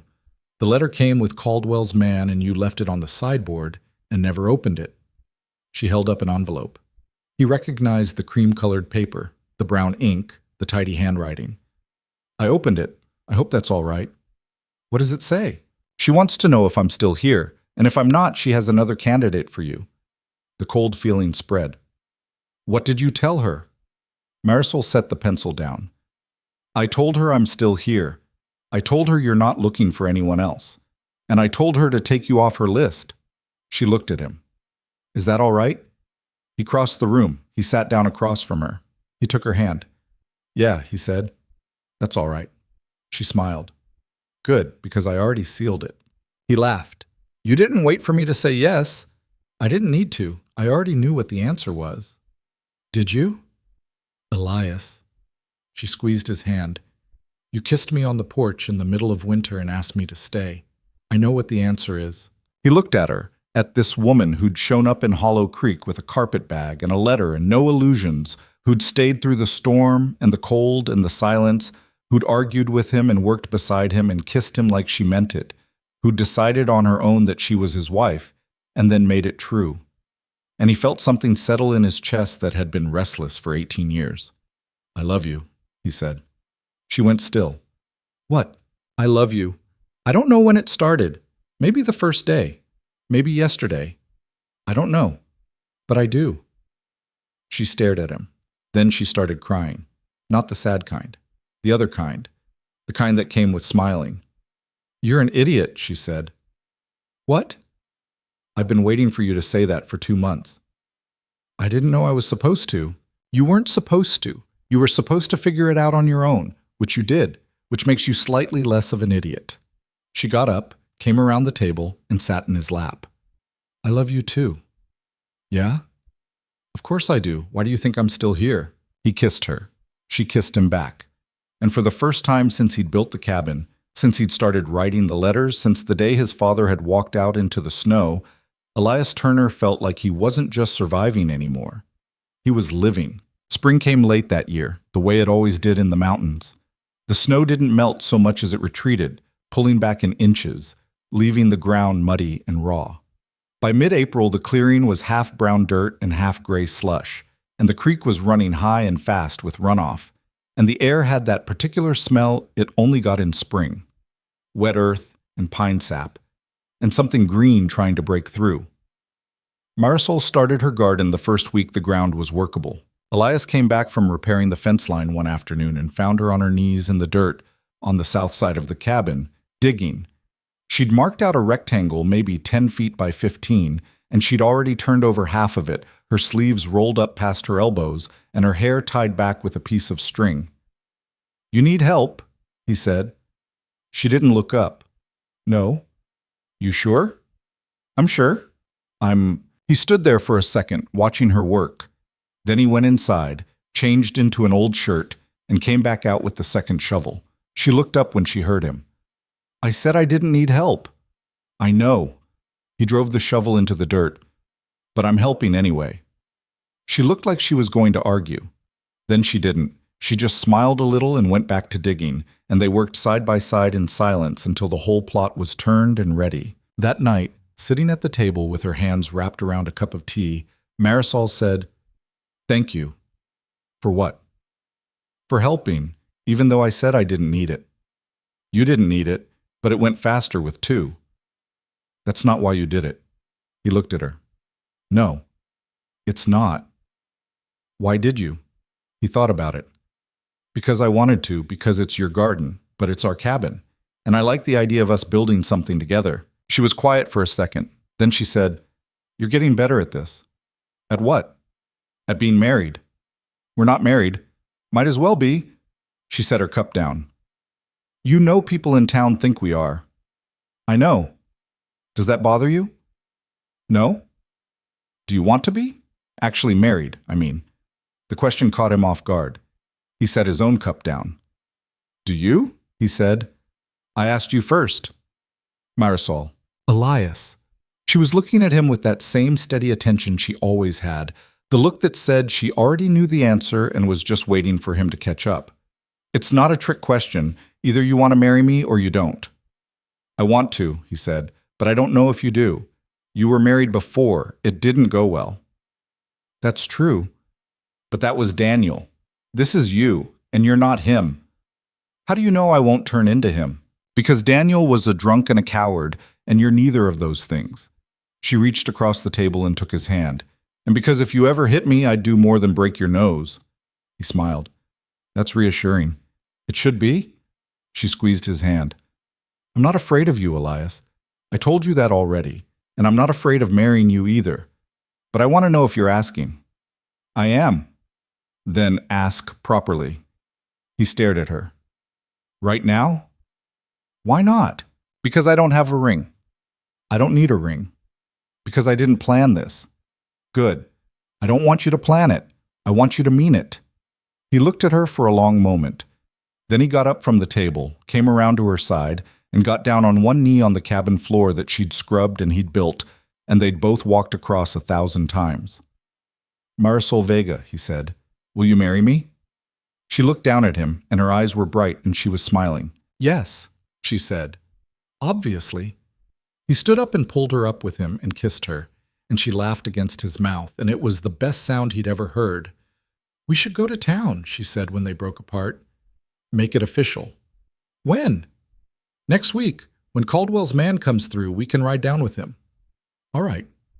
"And Elias?" "Yeah?" "I still don't need a ring." "I know. But I'm getting you one anyway." "Pues." They went down to Hollow Creek the following Tuesday. It was a clear day, warmer than it had been in months, and the trail was passable for the first time since winter had set in. They rode down together in the wagon, and Marisol sat beside him on the bench with her hand resting on his knee, and they didn't talk much, just watched the country go by. When they reached the town, Elias drove straight to the church at the south end of the main road. It was a small white building with a crooked steeple, and the minister was a thin gray man named Pritchard, who Elias had met exactly twice before. Pritchard married them in his office with 2 witnesses pulled in from the street, a woman who worked at the general store, and a man Elias didn't know.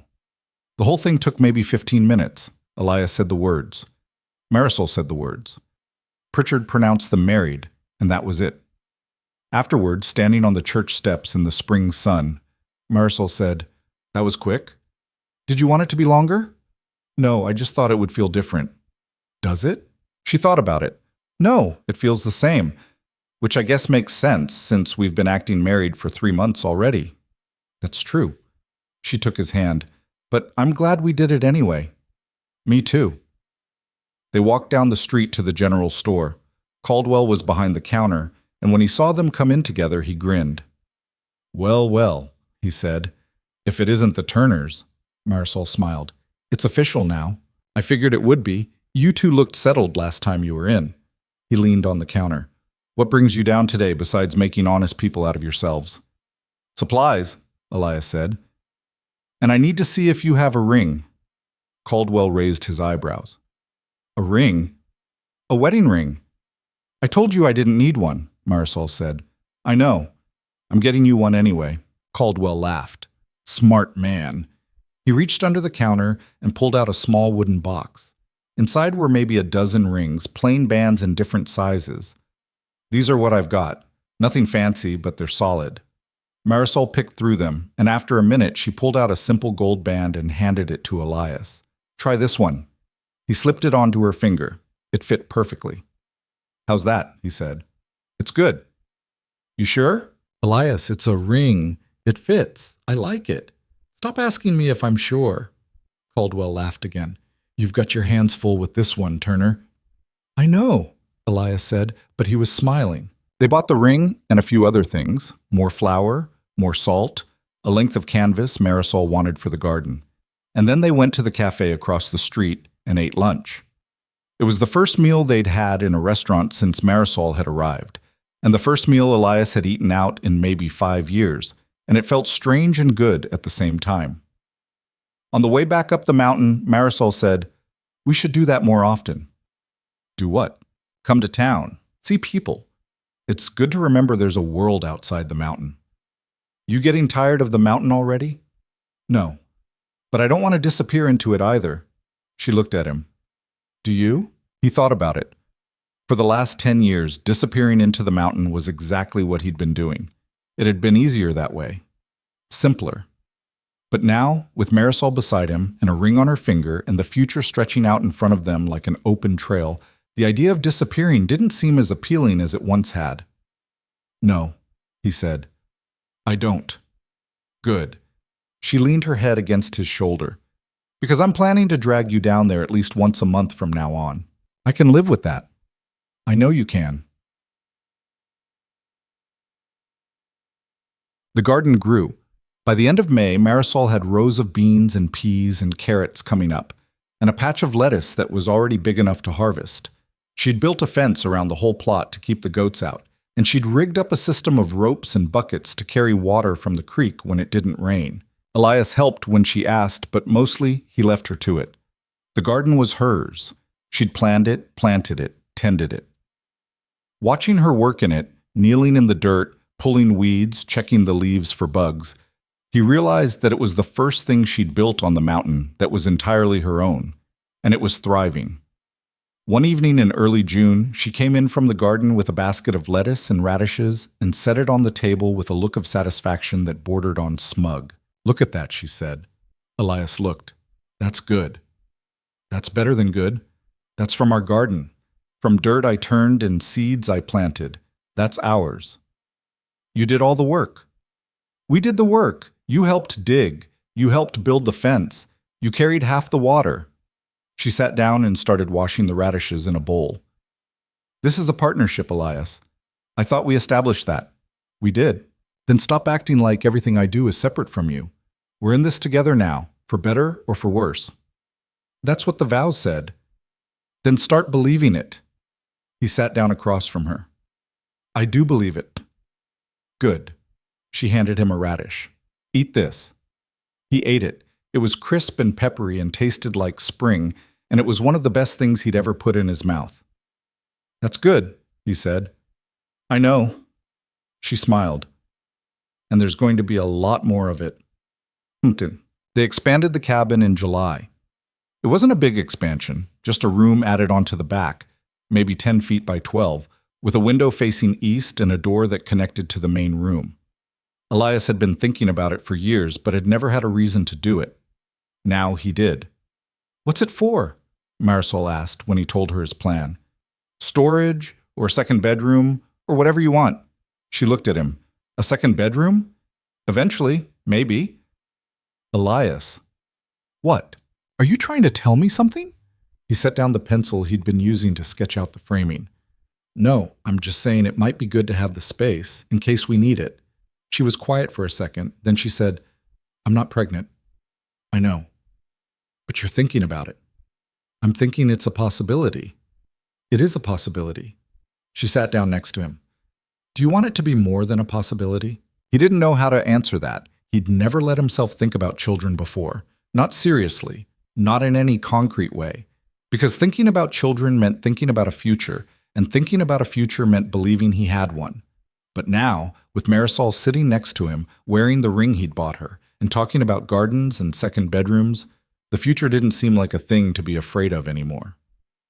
"Yeah," he said. "I do." She smiled.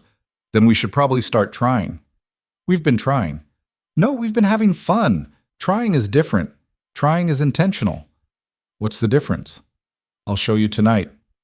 She did. By August, the new room was framed and roofed, and by September, it was finished. Elias built a shelf along one wall and a narrow bed along the other, and Marisol sewed curtains for the window out of fabric she'd bought on their last trip to town. They didn't put anything in it yet. It was just an empty room, waiting. But it was there, and that was enough. The garden kept producing. Marisol canned what they couldn't eat fresh, filling jar after jar with beans and carrots and beets, lining them up on the shelves in the root cellar Elias had dug years ago and never bothered to stock properly. By the time the first frost came in late September, they had enough put up to last the winter twice over. "We're not going to starve this year," Marisol said, standing in the root cellar with her hands on her hips, looking at the rows of jars with the same satisfaction she'd had looking at the first radishes. "We weren't going to starve anyway." "No, but we're going to eat well. There's a difference." There was.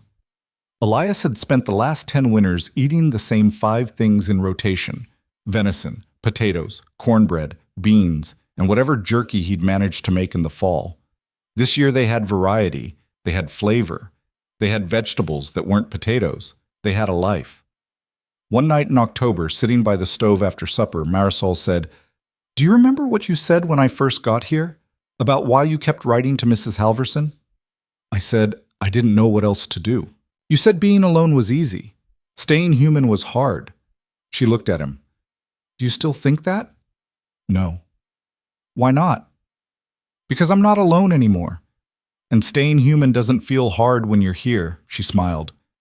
"Good answer." "It's the truth." "I know." She reached over and took his hand. "I'm glad you wrote that last letter."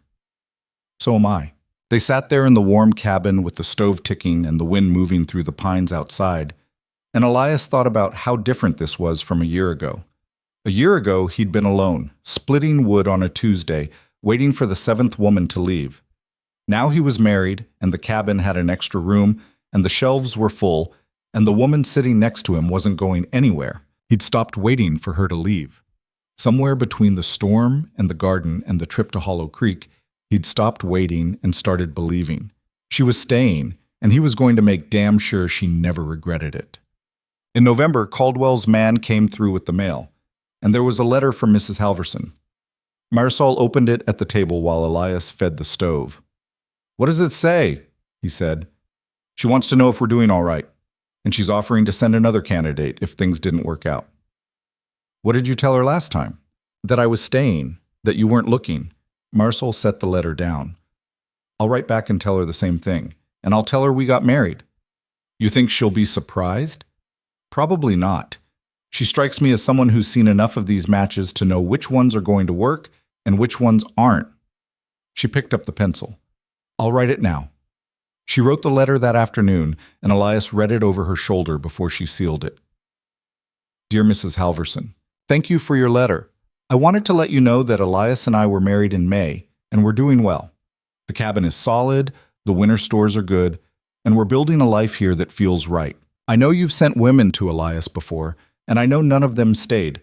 I don't know their reasons, and I'm not going to judge them for leaving. This life isn't for everyone, but it's for me. And I wanted you to know that your work, matching people, giving them a chance, it matters. You gave Elias and me a chance, and we made something out of it. Thank you for that. Please take Elias off your list. He won't be needing your services anymore. Sincerely, Marisol Turner." Elias read it twice. Then he said, "That's good? You think so?" "Yeah, it's honest. She'll appreciate that." Marsal sealed the letter and set it aside for Caldwell's man to pick up on his next run. Then she stood up and put her arms around Elias from behind, resting her chin on his shoulder. "Do you ever think about them?" she said. "The other women?" "Sometimes." "Do you wonder what happened to them? Where they ended up?" "Sometimes," he said again, "but not as much as I used to." "Why not?" "Because it doesn't matter anymore. They left. You stayed. That's all I need to know." She kissed the side of his neck. "You're getting sentimental in your old age." "I'm 33. Like I said, old." He turned around and pulled her into his lap, and she laughed, and they sat there by the stove with the cabin warm around them and the future stretching out ahead of them. And for the first time in his life, Elias Turner felt like he'd done something right. December came, and with it the snow. It wasn't as bad as the storm that had come the year before, but it was steady, the kind of snow that fell for days without stopping and buried everything under a blanket of white that made the world look new. Elias and Marisol settled into the rhythm of winter, feeding the stock, keeping the paths clear, rationing the firewood, cooking meals from the jars in the root cellar. But this winter was different.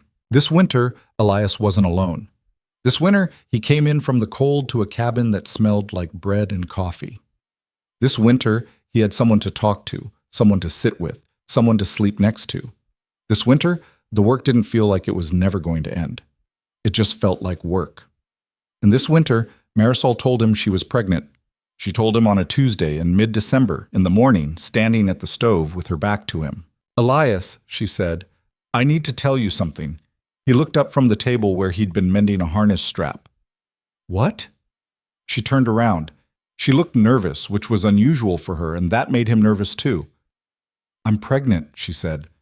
He stared at her. For a second he didn't process the words, then he did, and he stood up so fast the chair nearly tipped over. "You're sure?" he said. "I'm sure. I've been sure for a couple of weeks, but I wanted to wait to tell you until I was certain." "You're certain?" "Yes." He crossed the room in 3 steps and put his hands on her shoulders. "Are you all right?" "I'm fine." "Are you sure?" "Elias, I'm pregnant. Not dying. I'm fine." He pulled her into his arms and held her, and she held him back, and they stood there in the middle of the cabin for a long time without saying anything. When they finally pulled apart, Marisol was smiling. "You're happy," she said. "Yeah." "You don't look happy. You look terrified." "I'm both." She laughed. "Good. Me too." "When?" he said. "June. Maybe July." "That's—" He did the math in his head. "That's 6 months. 7, but close enough. We have to get ready. We have time. We need to make sure we have enough supplies. And we need to figure out where the baby's going to sleep. And we need to—" "Elias," she put her hand on his chest. "Breathe." He breathed. "We have time," she said again. "And we have everything we need. The cabin is solid. The stores are good. We have the extra room. We're ready. I don't know how to be a father, and I don't know how to be a mother. We'll figure it out together." She took his hand and put it on her stomach. There wasn't anything to feel yet. No roundness, no movement, but he left his hand there anyway. "This is what we've been building toward, Elias. A family, a life. This is it." He looked at her, at his wife, at the mother of his child, at the woman who'd shown up on his porch 8 months ago and decided to stay. And he felt something break open in his chest, something warm and terrifying and good. "I love you," he said. "I know." She smiled. "I love you too." The winter passed slowly, the way winters always did, but it didn't feel slow. Elias started preparing for the baby without entirely meaning to. He built a cradle out of pine and sanded it smooth. He reinforced the bed in the extra room and built a small dresser for clothes they didn't have yet. He made sure the stove was in good repair and the chimney was clean and the roof wasn't going to leak when the spring rains came. Marisol told him he was overdoing it. "The baby's not going to care if the chimney's clean," she said. "I care." "Why?" "Because I want everything to be right." "It's already right, Elias. The baby's not going to know the difference." "Maybe not, but I will." She looked at him for a long moment. Then she said, You're going to be a good father. You don't know that. Yes, I do. She put her hand on his arm. Because you care. Because you're already thinking about what the baby needs and how to keep them safe. That's what good fathers do. He didn't know if that was true, but he wanted to believe it. As the winter wore on, Marisol started to show. Not much at first, just a small roundness that she said felt strange, and then more, until by March she was visibly pregnant and moving a little slower and complaining about her back hurting. Elias did what he could. He took over the heavier work. He made sure she had enough to eat. He rubbed her back at night when it ached, and he didn't complain when she woke him up at odd hours because she couldn't sleep and wanted to talk. "Are you scared?" she asked him one night in early April, lying in bed with her hand on her stomach. "About what?" "The baby, labor, all of it." "Yeah, me too." "What are you scared of?" She was quiet for a second. Then she said, "I'm scared something's going to go wrong, that I'm going to die, or the baby's going to die, or both." "Women die in childbirth all the time, Elias. You know that." He did know that. His mother had died in childbirth, not his own, but the baby that would have been his younger brother, the one who'd been born blue and silent and had lived less than an hour. His mother had lasted 3 days after that, bleeding and feverish, and then she'd died too. He'd been 11. He remembered it. "You're not going to die," he said. "You can't promise that." "No, but I can be there, and I can get help if you need it. Caldwell's man knows a midwife in Hollow Creek. I'll get her up here before the baby comes." "What if she can't make it?" "Then we'll do it ourselves." "Elias, Marisol." He turned to face her. "I'm not going to let you die. I'm not going to let anything happen to you or the baby. I don't care what I have to do. I'll figure it out." She looked at him, and her eyes were wet, and she said, "Okay. Okay." She curled up against him, and he put his arm around her, and they lay there in the dark listening to the wind and the creak of the cabin and the sound of their own breathing, and Elias made a promise to himself that he was going to keep her safe, no matter what. Spring came, and with it the thaw. The snow melted, the creek ran high, and Marisol's belly got bigger. By May she was walking with one hand pressed to the small of her back, and by early June she was uncomfortable all the time, too big to move easily, too restless to sit still. Elias sent word to the midwife through Caldwell's man, and she came up the first week of June, a sturdy gray-haired woman named Mrs. Kovar, who looked at Marisol, looked at the cabin, and said, "You've got a good setup here. Clean, warm, that's half the battle." "What's the other half?" Marisol said. "Luck." Mrs. Kovar smiled. "But you look strong. I think you'll be fine." She stayed for 3 days, checking on Marisol, making sure everything was progressing the way it should, and then she went back down the mountain with instructions to send for her when the labor started. "It could be any day now," she said before she left. "Or it could be 2 weeks. Babies come when they come. Don't panic. Just send for me when the pains start, and I'll be back up as fast as I can." Elias sent for her 9 days later. The labor started just before dawn on a Thursday.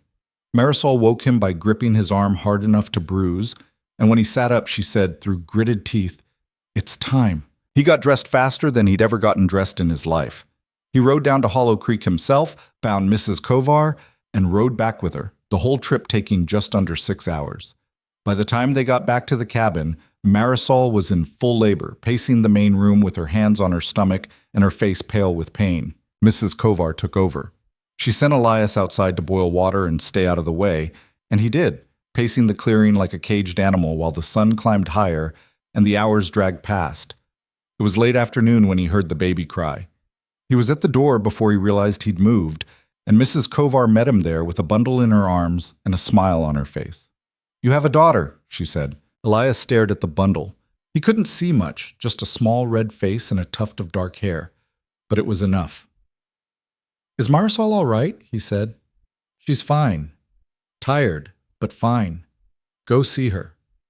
He went inside.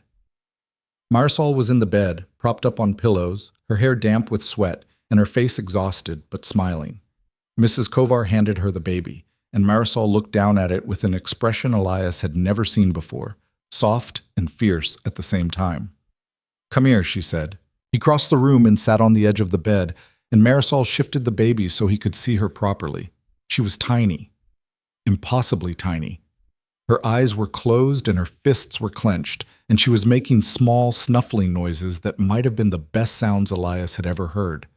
"What do you think?" Marisol said. "She's perfect." "She is, isn't she?" Marisol looked up at him. "Do you want to hold her?" "I don't know how." "You'll learn." She handed him the baby, and he took her carefully, terrified he was going to drop her, or hurt her, or do something wrong. But the baby just settled into his arms like she belonged there, and Elias looked down at his daughter and felt the last piece of something inside him slot into place. "What are we going to name her?" he said. Marisol smiled. "I was thinking Clara, after my mother. Clara Turner. Do you like it?" "I love it." The baby, Clara, opened her eyes for just a second, and they were dark, like Marisol's, and then she closed them again and went to sleep. Elias sat there holding his daughter, and Marisol leaned her head against his shoulder, and Mrs. Kovar moved quietly around the cabin, making tea and tidying up, and outside the sun started to set over the ridge, turning the sky gold and pink and purple, and Elias thought, "This is what I've been building toward, this moment, this family, this life, not survival, not loneliness, not the cold, empty years of waiting for something to change. This." Mrs. Kovar stayed for 3 days, teaching them how to care for Clara, how to swaddle her, how to tell when she was hungry, how to clean her, how to soothe her when she cried. On the morning of the 4th day, she packed her bag and stood on the porch with Elias while Marisol nursed the baby inside. "You're going to be fine," Mrs. Kovar said. "You sure about that? I've seen a lot of new parents in my time, Mr. Turner. Most of them are terrified. But the ones who do best are the ones who figure out that there's no perfect way to do this. There's just your way. And as long as you love that baby and keep her fed and warm and safe, your way will be good enough." Elias looked back through the open door at Marisol sitting in the rocking chair he'd built last month, Clara in her arms, both of them bathed in morning light. "I don't want to mess this up," he said. "You won't." "How do you know?" "Because you care enough to worry about it." She picked up her bag. "That's more than a lot of fathers can say." She left after that, riding down the mountain on the horse Elias had saddled for her, and Elias stood on the porch and watched her go until she disappeared around the first bend in the trail. Then he went back inside. Marisol looked up when he came in. "She's asleep," she whispered. "Good. Are you scared?" "Terrified." "Me too," she smiled. "But we'll figure it out." That's what Mrs. Kovar said. Then it must be true. But the first weeks with Clara were harder than anything Elias had done on the mountain, and he'd survived blizzards and wolves and winters that had killed stronger men than him. The baby cried. She cried at night when they were trying to sleep. She cried during the day when they were trying to work. She cried for reasons they could identify: hunger, cold, a soiled diaper. And she cried for reasons they couldn't: long, inconsolable wails that made Elias feel helpless and useless, and like he was failing at the most important job he'd ever had. Marisol handled it better than he did, mostly because she had to. She was the one feeding Clara, the one getting up every 2 hours through the night, the one whose body was still recovering from labor. Elias did what he could: changed diapers, rocked the baby when Marisol needed a break, took over the cooking and cleaning. But there were things only Marisol could do, and he hated watching her exhaust herself while he stood by feeling useless. One night, about 3 weeks after Clara was born, Elias woke to find Marisol sitting in the rocking chair in the main room, crying. Not the baby. Marisol. Clara was asleep in the cradle next to her, and Marisol was sitting there with her face in her hands, her shoulders shaking. Elias got out of bed and went to her. "What's wrong?" "Nothing." "Marisol." "I'm fine."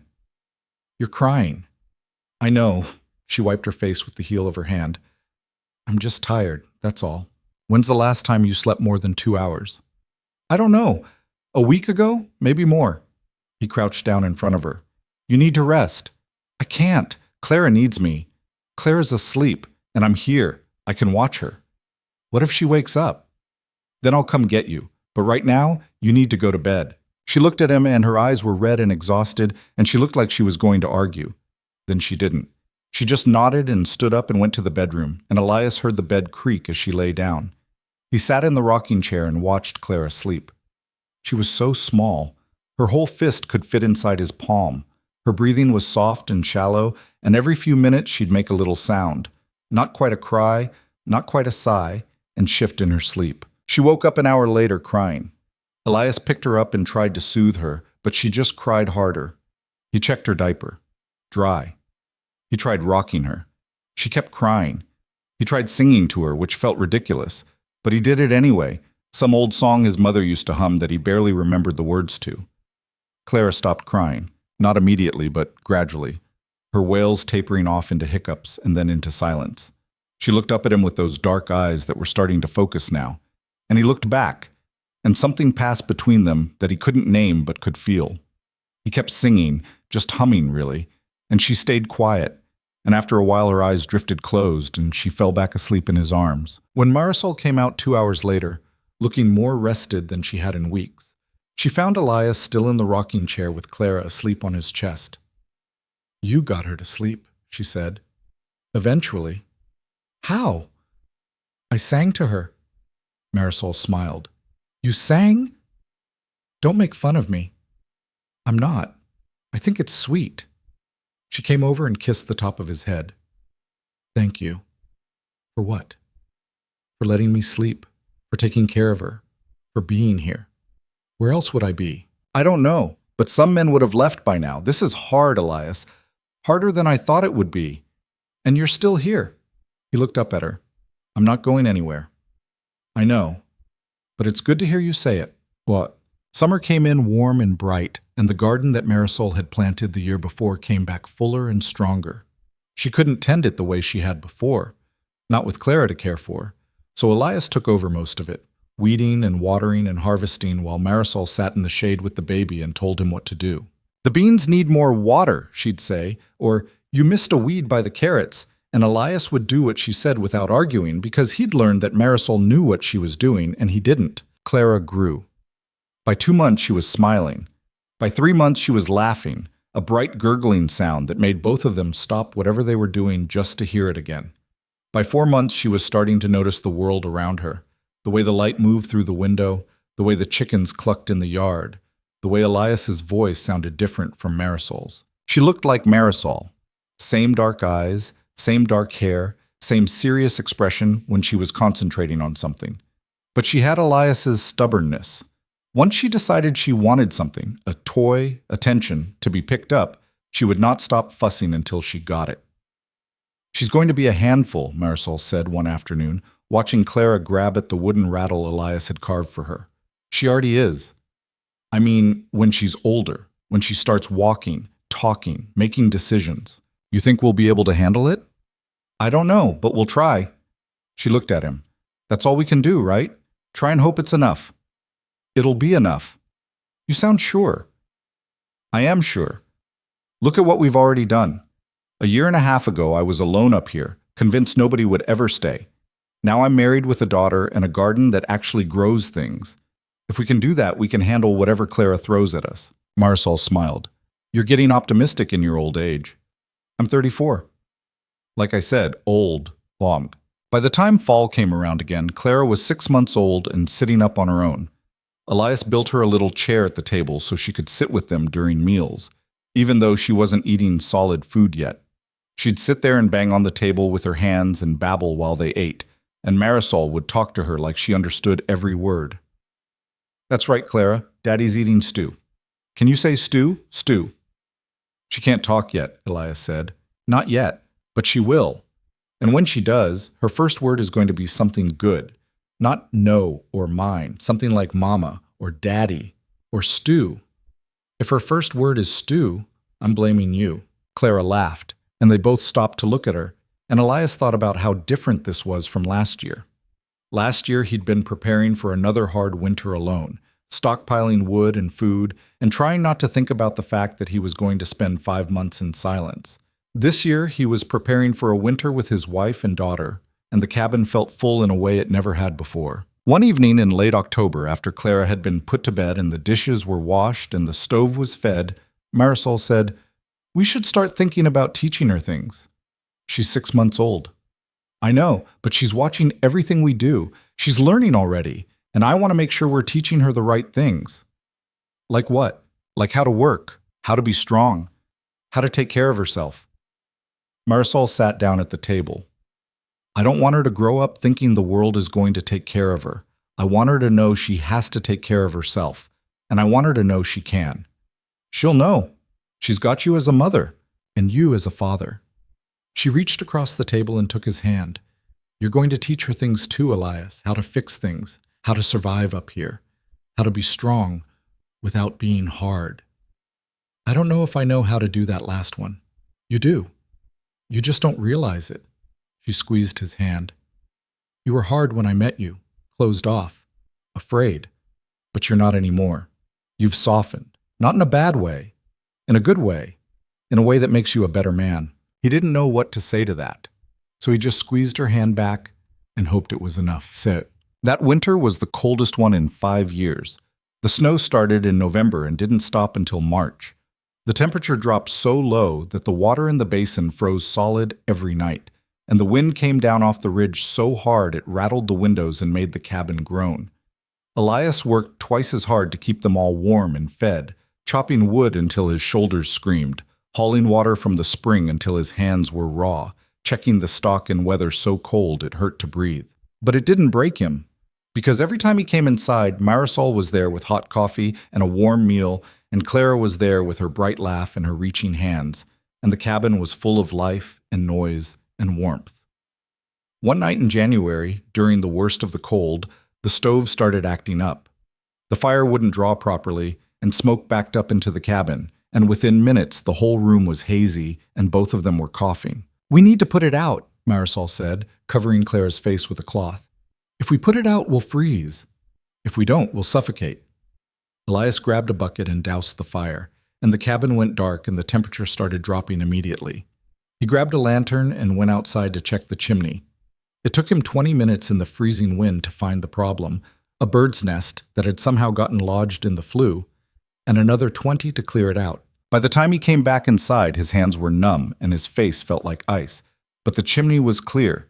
He rebuilt the fire, and this time it drew properly, and within an hour the cabin was warm again. Marisol wrapped him in a blanket and made him sit by the stove while she heated water for tea. You could have frozen out there, she said. But I didn't. Elias, this isn't a joke. You could have died. But I didn't. And now we have heat, and we're all fine. He pulled her down to sit next to him. This is what I do, Marisol. I fix things. I keep us safe. That's my job. Your job is also to stay alive. Clara needs you. I need you. I know, and I'm not going anywhere. He put his arm around her. I promise. She leaned against him, and they sat there by the stove, and Clara slept in her cradle a few feet away. And outside the wind howled and the snow fell, and the mountain did what it always did, which was test them and try to break them and fail. But spring came again, slower this time, reluctant. The snow didn't melt until April, and even then the ground stayed frozen for another 2 weeks. But eventually the ice broke on the creek, and the first green shoots appeared in the garden, and Marisol started talking about what she wanted to plant this year. Clara was almost a year old now. She'd started crawling in February, and by March she was pulling herself up on furniture and taking a few wobbly steps before falling down. Marisol said she'd be walking by summer, and Elias believed her, because Clara had that same determined look Marisol got when she'd decided to do something. One afternoon in late April, Elias was in the shed repairing a harness when he heard voices in the clearing. He stepped outside and saw a wagon coming up the trail. Not Caldwell's man, who wasn't due for another week, but someone else. He walked out to meet it, and as the wagon got closer, he recognized the driver. It was Pritchard, the minister from Hollow Creek, and sitting next to him was a young couple Elias didn't know. Pritchard pulled the wagon to a stop and climbed down. Mr. Turner, good to see you. Reverend, what brings you up here? Business, actually. Pritchard gestured to the couple. This is Michael and Sarah Brennan. They're looking to homestead in the area, and I told them they should talk to you first. The young man, Michael, climbed down from the wagon and stuck out his hand. Mr. Turner, we've heard you've been up here a long time. We were hoping you might have some advice. Elias shook his hand and looked at the woman, Sarah, who was still in the wagon, looking around at the clearing and the cabin and the mountains beyond with an expression that was equal parts nervous and excited. Advice about what? Elias said. About surviving up here. About making it work. Michael looked back at his wife, then at Elias. We're newlyweds. We don't know what we're doing yet, but we want to try. Elias studied them. They were young, younger than he and Marisol had been when they'd started. They looked soft, like they'd come from a city or at least from somewhere easier than this. But they also looked determined, and that counted for something. Marisol came out of the cabin with Clara on her hip. Elias? Who's this? Michael and Sarah Brennan? They're thinking about homesteading nearby. Marisol came down from the porch and looked at the couple with the same assessing gaze she'd given the mountain when she'd first arrived. How nearby? There's a plot about 2 miles east, Michael said. Down by the lower creek. It's got good water and decent timber. It's also got poor drainage, and the south slope gets hit hard by avalanches in the spring, Elias said. You'd be better off looking at the ridge on the other side. It's rockier, but it's safer. Michael nodded, pulling out a small notebook and scribbling something down. Anything else we should know? Elias looked at Marisol. She looked back at him with a small smile that said, "This is your call." Yeah, plus, Elias said. A few things. Stock up on supplies in the fall, more than you think you need. The first winter is going to be harder than you expect. Build your cabin solid. No shortcuts, or you'll pay for it later. Don't try to do everything yourself. If you need help, ask for it. And he paused, looking at Sarah, who was watching him with wide, serious eyes. Make sure you're both committed. This life isn't for everyone. And if one of you wants out, there's no shame in that. But figure it out early, before you've put down roots you can't pull up. Sarah spoke for the first time. Did you have doubts when you started? All the time. Do you still? Elias looked at Marisol, at Clara reaching out to grab a fistful of her mother's hair, at the cabin behind them that he'd built with his own hands, and that was now full of more life than he'd ever thought possible. No, he said, not anymore. Sarah smiled. Then there's hope for us too. They stayed for a little while longer, asking questions about where to buy supplies and who to talk to about timber rights and what kind of stock did best up here. Marisol invited them in for coffee, and they sat at the table while Clara played on the floor, and Elias found himself talking more than he had to strangers in years, telling them things he'd learned the hard way, so maybe they wouldn't have to. When they finally left, heading back down the trail with Pritchard, Marisol stood next to Elias on the porch and said, "That was good of you." What was? Helping them. Sharing what you know. It's just common sense. No, it's more than that. It's community. It's making sure they don't have to do this alone the way you did. She shifted Clara to her other hip. Do you think they'll make it? I don't know. Maybe. What are their odds? He thought about it. Better than mine were. They have each other. They're asking questions. They're not too proud to take help. He put his arm around Marisol. And they're not doing it alone. Summer came in hot and dry. The garden grew, the stock multiplied, and Clara took her first real steps in early June, walking from Marisol to Elias across the cabin floor with her arms out for balance and a look of intense concentration on her face. When she reached him, he picked her up and swung her around, and she laughed so hard she got the hiccups. She's walking, Marisol said. I see that. She's going to be into everything now. I know. We're going to have to watch her every second. I know. But Elias was smiling because Clara walking meant she was growing, and growing meant she was thriving, and thriving meant they were doing something right. The Brennans came by twice that summer, once in June to show Elias the cabin they'd started building, and once in August to borrow tools and ask more questions. They were making progress. Slow progress, but progress. And they hadn't given up yet, which was more than a lot of people could say. The second time they came, Sarah was pregnant. Due in February, she told Marisol while the men talked outside. I'm terrified. I was too. Does it get easier? Marisol looked at Clara, who was sitting on the floor banging 2 wooden spoons together. No, but you figure it out. And it's worth it. Sarah nodded. That's what I'm hoping. When the Brennans left that day, Elias watched them go and thought about how strange it was that he was the one giving advice now, that he was the old hand, the one who'd been here long enough to know things. 2 years ago, he'd been the one asking questions and getting turned away. Now he was the one answering them. You ever think about how much has changed? Marisol said that night, lying in bed with Clara asleep in the cradle next to them. All the time. Do you miss it, the way it was before? Before you? Yeah. He thought about it honestly. He thought about the silence, the empty cabin, the years of splitting wood and running traps and eating the same 5 meals in rotation. He thought about standing on the porch watching women leave, one after another, until he'd stopped believing anyone would stay. No, he said, I don't miss it at all. Good. She turned to face him. Because I'm not going anywhere. I know. Do you? Really? Yeah, I do. He put his hand on her face. You told me once that I needed to stop waiting for you to leave and start believing you were going to stay. I believe it now. I believe you. She smiled. It only took you 2 years. I'm a slow learner. You're learning. That's what matters. Fall came, and with it, the preparations for another winter. But this year was different. This year, they weren't just preparing for themselves. They were preparing for Clara, who was going to be a year and a half old by the time the snow came, who was going to need more food and more warmth and more attention than she had last year.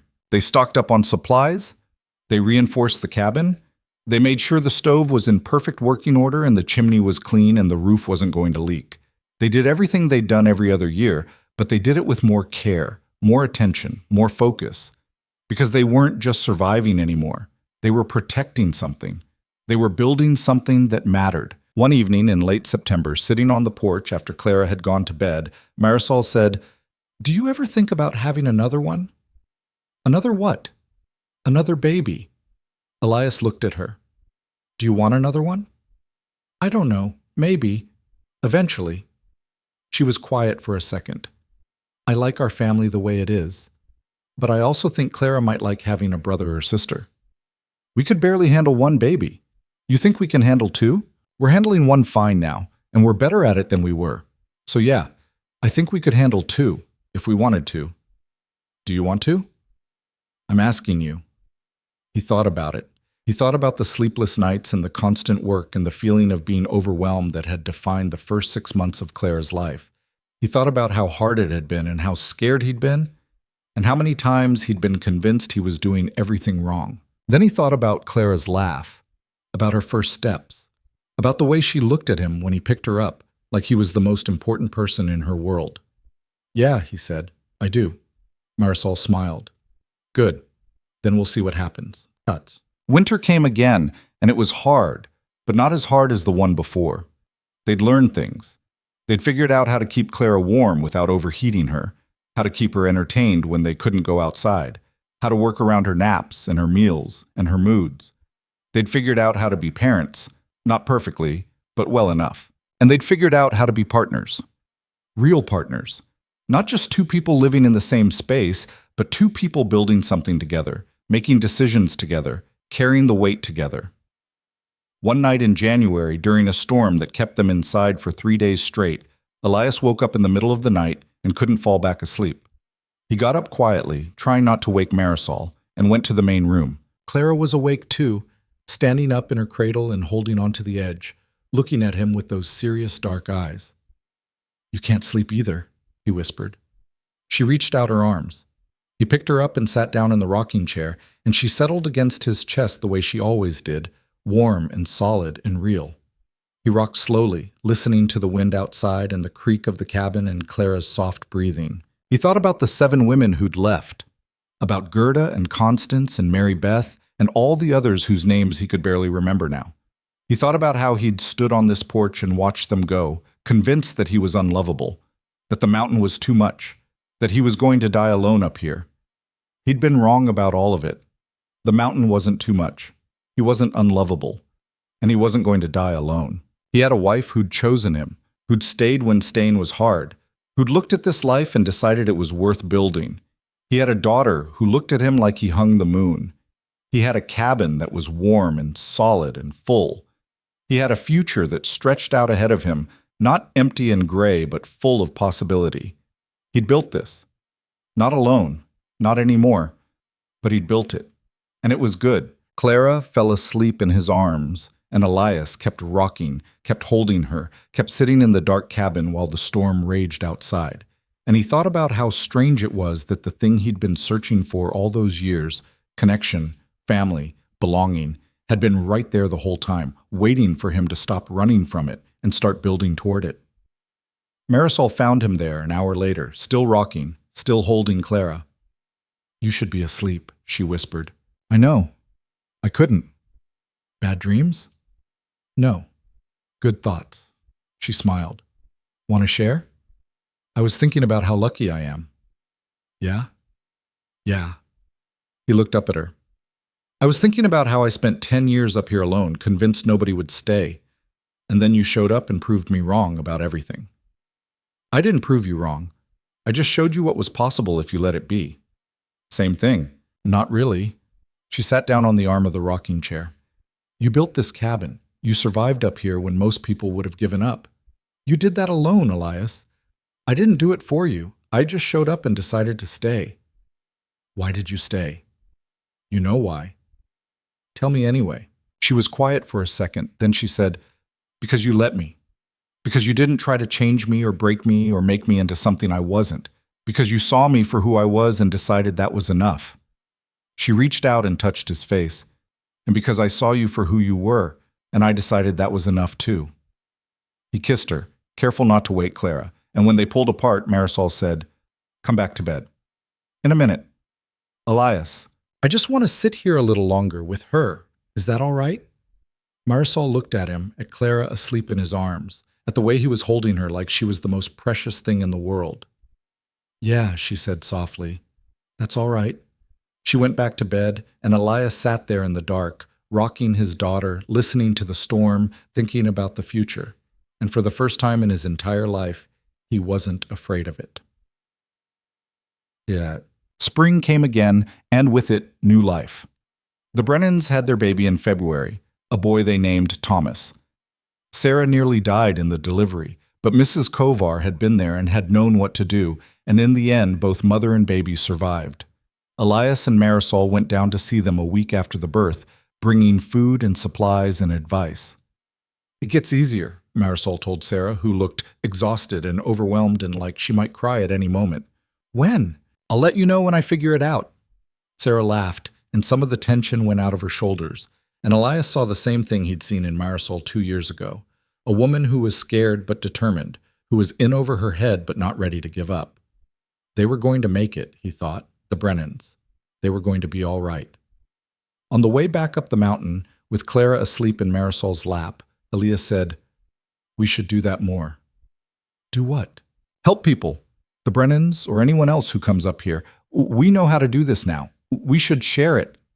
You want to become the welcome committee for Crowfoot Ridge?" "Something like that." He looked at her. "We were alone up here for so long. Both of us, in different ways. I don't want other people to have to be that alone if they don't have to be." Marisol smiled. "I think that's a good idea." "Yeah? Yeah, we'll be the grumpy mountain couple who tells everyone their cabin's in the wrong place and they're not ready for winter." "We're not grumpy." "You're a little grumpy." "I'm practical." "Same thing." She leaned against him. "But I love you anyway." By the time summer came around again, Clara was 2 years old and talking in full sentences. Her first word had not been stew, to Marisol's relief and Elias's disappointment. It had been mama, followed quickly by dada, and then no, which became her favorite word for about 3 months. She was curious about everything. She wanted to know how things worked, why the chickens made that noise, where the sun went at night, why the snow melted. Elias answered her questions as best he could, and when he didn't know the answer, he told her so, and she seemed to accept that. She followed him everywhere. When he worked in the garden, she worked next to him, pulling up weeds he'd already pulled and getting dirt all over herself. When he chopped wood, she sat on the porch and watched, asking him to do it again every time the axe came down. When he went to check the traps, she wanted to come too, and sometimes he let her, carrying her on his shoulders and pointing out tracks in the snow. "She's going to be like you," Marisol said one evening, watching Clara toddle around the cabin with a piece of wood she'd claimed as her own, trying to fit it into places it didn't belong. "Like me how?" "Stubborn, independent, good with her hands." "Is that a good thing?" "It's a good thing. As long as she's also a little like me." "What's that?" "Smart enough to know when to ask for help." Elias smiled. She'll be both. She's got good teachers. By the end of that summer, Marisol was pregnant again. She told him in August, the same way she'd told him the first time, standing at the stove with her back to him, saying it like it was a fact and not a miracle. "I'm pregnant," she said. He set down the harness he'd been mending. "You sure?" "I'm sure."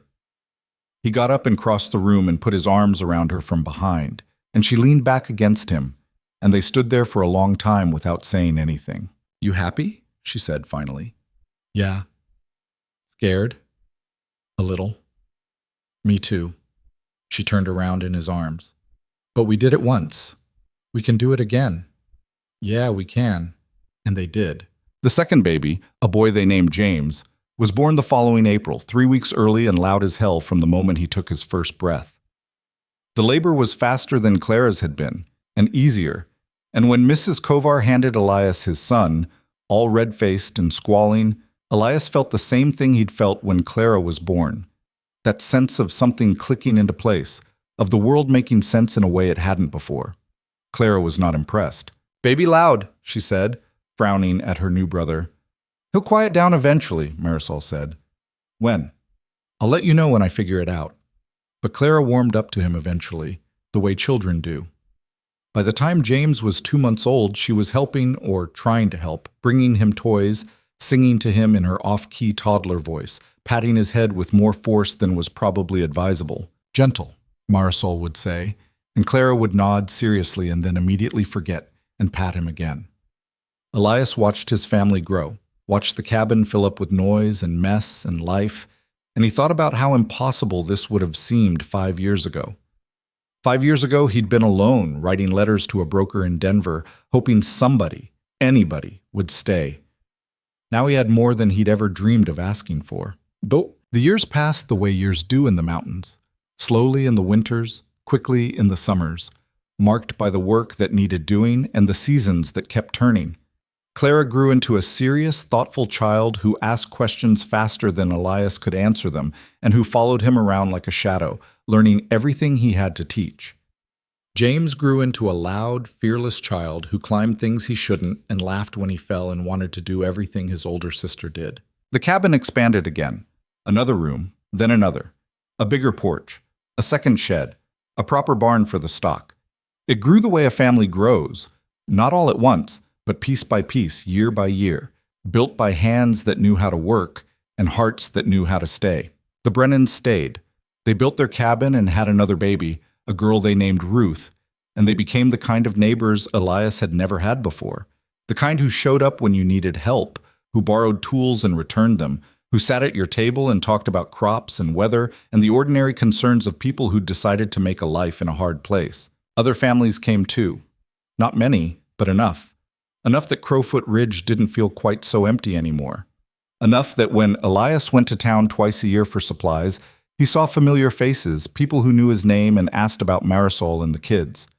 He was part of something now.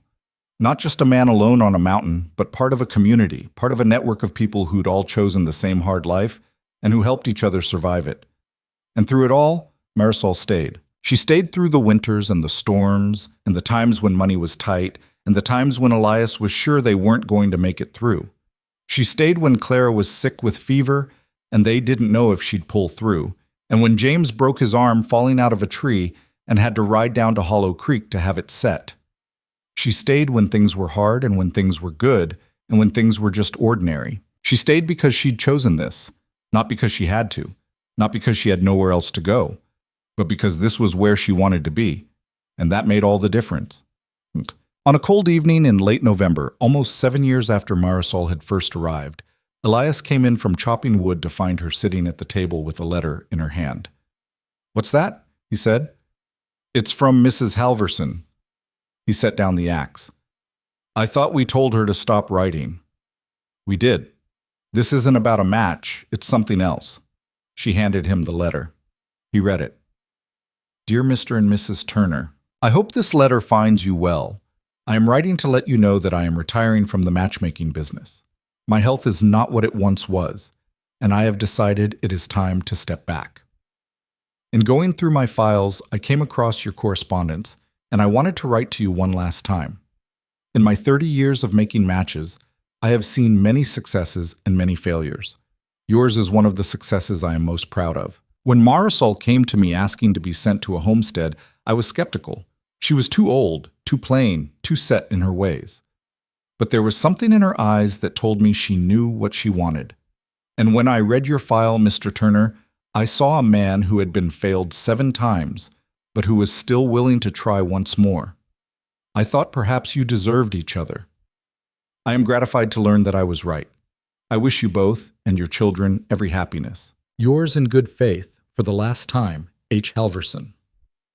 Elias set the letter down. He looked at Marisol. She was right, he said. About what? That we deserved each other. Marisol smiled. We did. We do. She stood up and put her arms around him. We built something good here, Elias. We did. And it's going to last. How do you know? Because we're still here. Because we didn't give up. Because we chose this every day, even when it was hard. She kissed him. That's how things last. Not because they're easy, but because you decide they're worth it. He held her, and through the window he could see Clara and James playing in the snow, their voices carrying on the cold air, and he thought about all the years that had brought him to this moment. The years alone. The years of failure, the years of learning how to let someone stay. It hadn't been easy. It hadn't been perfect, but it had been worth it, every single day of it. And he knew, standing there with his wife in his arms and his children playing outside and the cabin warm around them, that this was what he'd been building toward all along. Not survival, not solitude, but this, a family, a home, a life built on choice and work and the simple, stubborn refusal to give up. The mountain was still there. It would always be there, cold and hard and unforgiving. But it wasn't empty anymore, and neither was he.